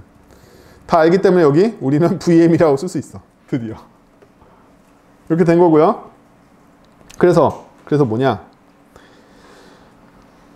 먼저 EL의 자식으로 더 넣어준 게 우리 최종 목표죠. 이거죠. 이게 저희의 최종 목표예요. 데이터를 돌면서 데이터에 있는 VM을 가지고 EL에다가 자식을 넣어준 게 우리의 최종 목표란 말이지. 근데 이 자식을 어떻게 만들 거냐면 클러노드로 만들면 되죠. 클러노드로 만들면 됩니다. true를 주면 하이어라키를 전부 다 똑같이 복사해내죠. true 줍니다.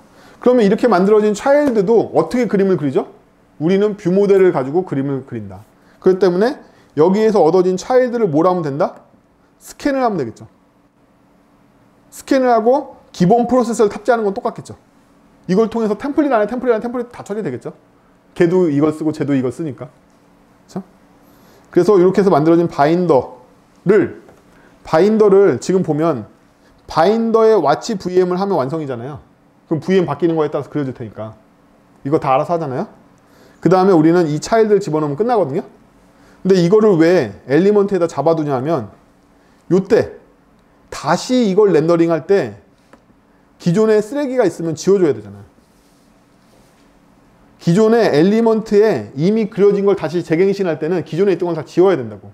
이때 새로 만들 거기 때문에 기존에 있던 걸 지우는 코드를 얻으려면 엘리먼트의 기존의 바인더와 VM인지를 확인해서 언와치를 때려야 된다고. 안 그러면 바인더에 계속 와치가 불어날 거란 말이야.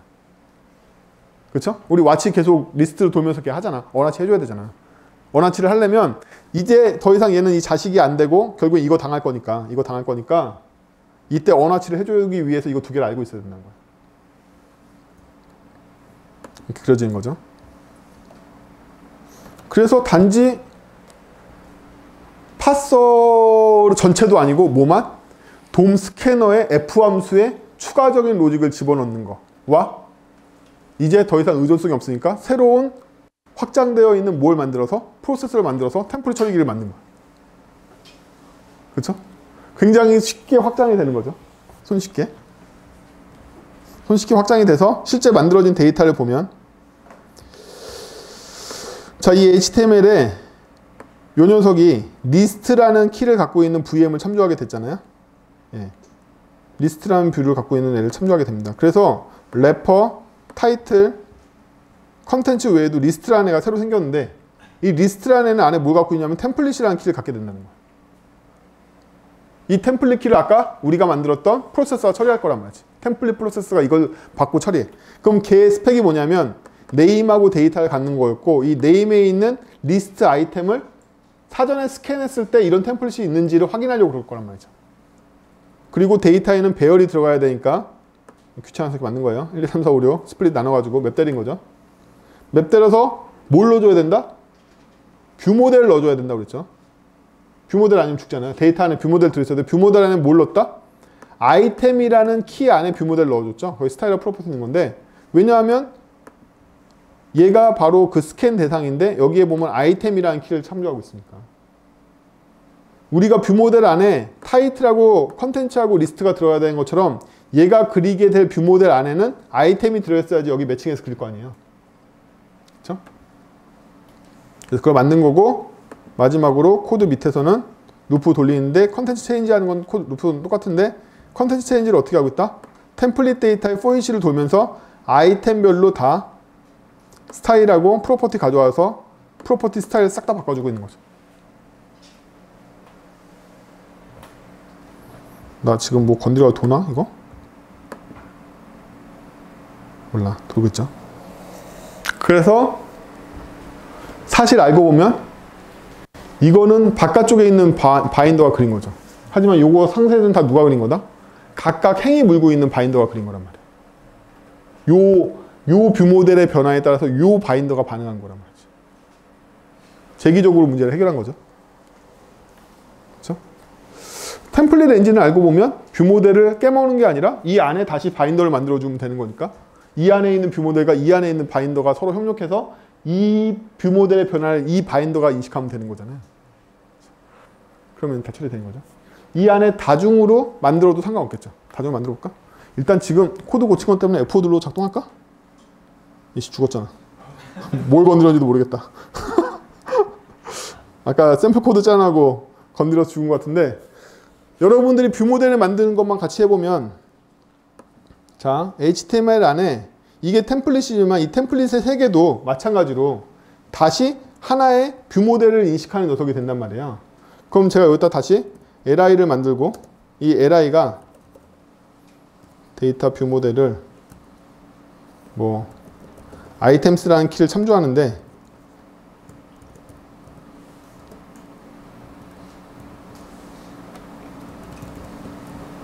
li ul 그럼 이 안에 얘가 소비할 또 다른 템플릿을 만들 수도 있는 거잖아요. 그렇죠? 혹은 같은 템플릿을 소비해도 되는 거죠. 그러면 끊임없는 계층 구조가 생길 테니까. 그래서 지금은 샘플이니까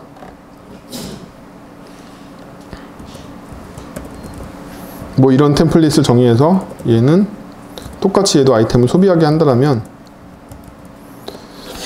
이렇게 되면 리스트 안에 다시 UL이 들어있는 셈이 되고 리스트 자체는 아이템이 그리겠지만 요 안에 있는 아이템스는 또 딴 애가 그리게 되겠죠. 이거에 맞는 데이터 구조를 짜보면 얘가 서브에서 만들어지는 VM인데 이 VM이 모두 갖고 있는 거다? 인원 HTML 하면 안 되겠죠. 위험하니까 이제 이거 자체가 필요 없을 수도 있고 여기에 다시 템플릿이 생긴 거죠. 그래서 여기에 다시 뭐가 생긴다? 데이터하고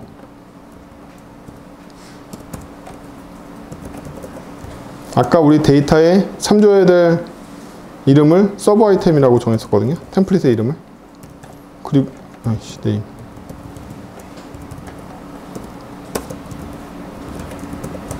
여기 다시 배열 넣게 되는 거죠. 그러면 그 안에 또 그릴 거란 말이에요. 또 그리고 또 그리고 또 그리고 몇 단계로 계속 그릴 수 있겠죠. 예. 그래서 뭘 할 수 있다? 서버에서 받아들인 데이터를 그대로 렌더링하는 것도 가능하겠죠. 매핑만 잘 맞춰주면.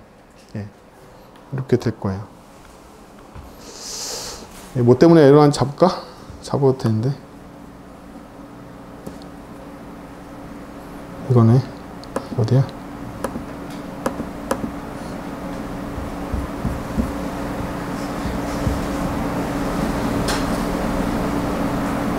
아, 79. 제가 지금 79라서 그래요.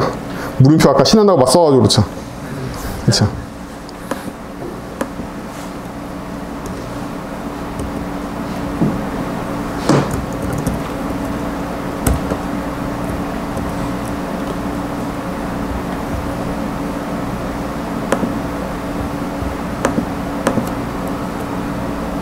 터죽었다. 모르겠다. 많이 건드려서 그럴 거야. 그려지다 마네. 아, 데이터 구조 때문에 그렇구나. 데이터 구조 때문에. 제가 그걸 없애가지고 딱 보니까 체인지 그거 하다가 죽은 거죠. 이거 하다가.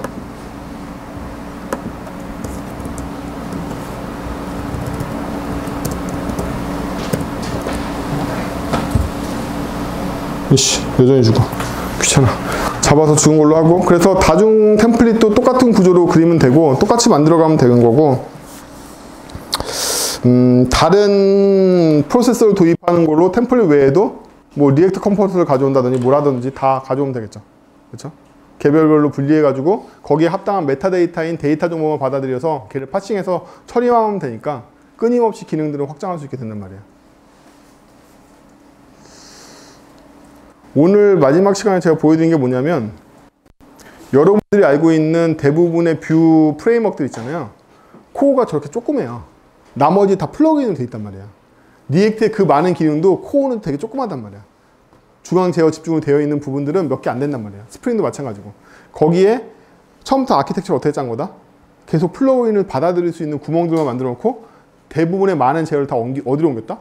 제어 쪽을 전부 다 코어의 일반적인 제어만 남겨놓고, 일반적인 제어란 건 고유명사예요. 뭘 일반적인 제어라고 하냐면 디자인 패턴상에서의 객체 구조를 제어하는 걸 일반 제어라고 해요.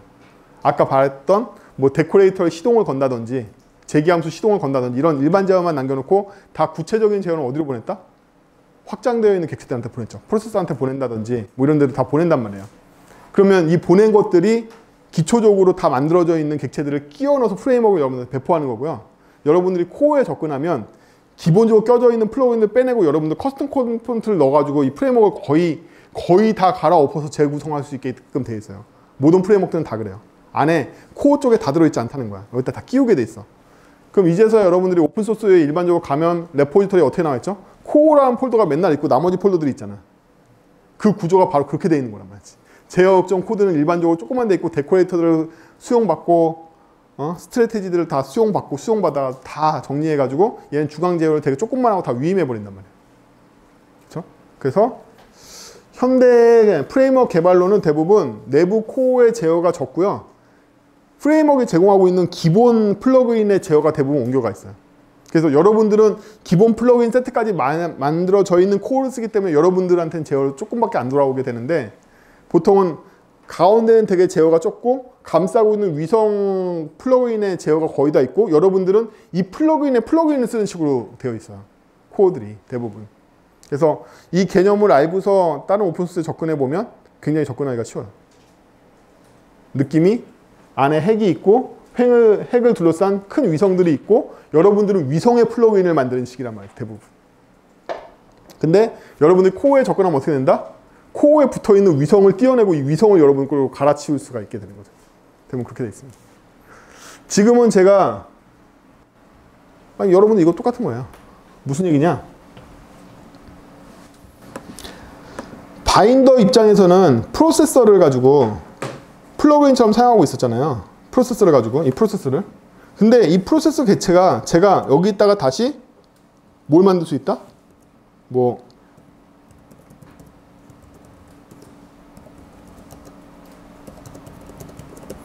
이 안에 다시 월드를 창조할 수 있단 말이에요. 그렇죠? 그러면 여기다가 또 이런 거 생길 거 아니에요. 그럼 여러분들은 어느 수준만 개발하면 되냐면 템플릿 메소드 프로세서의 플러그인을 개발하는 수준 다시 내려갈 거 아니에요. 이 끊임없이 계속 확장된단 말이야. 제어를 다 자기가 안 가져가려고 그러면. 하지만 중앙을 둘러싸고 있는 큰 위성들 수준의 플러그인들이 기본으로 제공되고, 지금 제가 이 애드 베이스도 괜히 보여드린 게 아니라 이것도 많이 나오는 코드야. 이 set DOM 프로세서로 DOM을 사용하기 위한 기본 프로세서 세트를 제가 지금 만들어 놓은 거잖아요. 그렇죠? 그래서 이 세트를 어떻게 사용하고 있냐면 바인더 만들 때 프로세서 일일이 안 넣고 그냥 생으로 안 넣고 얘 이용해서 그냥 세팅해서 내려오잖아요. 제가 이걸 함수로 만들었지 그렇지 클래스로 만들 수도 있단 말이죠. 얼마든지. 여기까지가 프레임워크가 제공해 준단 말이야. 그러면 수준이 낮은 사람들은 DOM 이런 식으로 구성하면 알아서 그려주는 거 아니야? 하지만 걔는 원래는 뭐였다? 기본 플러그인 세트인 거야, 사실은. 그래서 여러분들한테 이걸 왜 보여드리냐면 여러분들이 내부에서 계층 구조를 짤 때 현재 되게 많이 유행하고 있는 패턴이 스몰 코어의 제어 역전은 기본 플러그인한테 보낸 다음에 실제적인 확장은 어디로? 플러그인의 플러그인으로 확장. 이거 되게 많이 쓴다는 거야. 모던 프레임워크를 가르쳐 드리려고 보여드린 거고.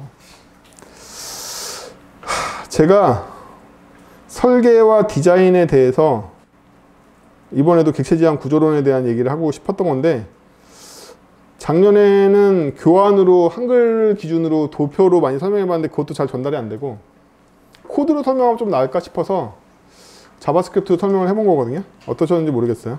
그래서 짧은 강의였지만 좀 하나의 일관된 주제의 코드가 어떻게 변해가는가를 통해서 역할을 인식하고 어떻게 해서 나눠줄 건가, 또 어떻게 해서 책임을 분배시킬 건가, 이런 거에 대한 훈련을 좀 하시고, 궁금하신 점은 항상 그룹에다 물어보시고요. 개인적으로는 좀 그게 잘 전달돼서 여러분들이 코드를 보실 때 마이크로, 매크로 수준이라고 그런단 말이에요. 마이크로 수준은 제어 구문 하나하나, 변수 하나하나의 사용법을 보는 거라면 매크로 한 건 뭐죠? 어떻게 객체들이 책임을 나눠갖고 어떻게 의존성을 가지고 있고 어디를 플러그인을 뺄 수 있고 어디를 OCP를 확장할 수 있는지를 보는 게 더 큰 관점이잖아요. 코드를 짤 때 이 큰 관점이 더 중요해요. 심지어 입문 개발자를 할지라도 주니어 때는 마이크로한 코드를 짜고 시니어가 되면 매크로하게 구조를 본다는 생각이 잘못된 거야. 모든 코드는 무조건 매크로하게 봐야 돼. 오히려 마이크로 코드는 누가 잘 짠다? 시니어한테 시키면 돼. 걔가 잘 짜. 아시겠어요? 일반적으로 복잡한 제어, 예를 들면 아까 나왔던 제이슨의 파싱이라든지 이런 것들은 시니어가 훨씬 잘 짠단 말이야. 구조를 잘 잡아서 시니어 던지면 돼. 이거 못하겠는데 이렇게 던지면 된다고. 걔는 잘 짜. 금방 짠단 말이지. 오히려 주니어일수록 매크로한 구조에 대해서 혹은 역할 책임 분배에 대해서 더 많이 관심을 가져야 돼요. 잘못된 판단이야. 많은 학원들이나 교육기관에서 잘못 가르치고 있는 게 자료구조 가르치고 뭐 제어모 가르치고 해서 마이크로한 코드를 여러분들이 입문 때 배운다라고 생각을 하게 만든단 말이에요. 그게 잘못된 생각이야. 입문 때부터 구조를 배우는 거야. 프로그램 구조가 전부야. 마이크로한 부분은 다 뭘로 만들면 된다? 못 짜겠으면 무조건 함수로 만들어. 함수 다 사수한테 던져. 사수가 짜주겠지. 안 중요하다고. 그 제어 부분 잘 돌고 아까 봤던 제기 함수 잘 짜고 이거 하나의 탑 돌리고 안 중요하다고. 갖고 와서 써도 되는 거고 팀 내에 잘하는 던져도 되는 거야. 그건 별로 개발 제품에 영향을 안 끼친다는 거예요. 사실은 이 구조 때문에 여러분들이 밤새고 이 구조 때문에 수정사항만 오면 이게 다 뒤집어지고 이런 일이 생기는 거지 그 하나하나 마이크로한 코드는 그렇게 안 중요하다고. 코드는 어차피 재배치도 할 수 있는 거고 새로 짤 수도 있는 거고 오늘 봤던 코드는 최적화가 아닐 수도 있는 거야. 그거 안 중요해. 오히려 구조적으로 봤을 때 어떤 구조로 이 통신하게 만들 건가와 두 번째로는 뭐다? 내가 코드를 짤 때도 뭘로 본다? 매크로하게 본다. 아까 어떻게 봤죠? 여기에는 검증 로직, 여기에는 실행 로직 이렇게 봤잖아요.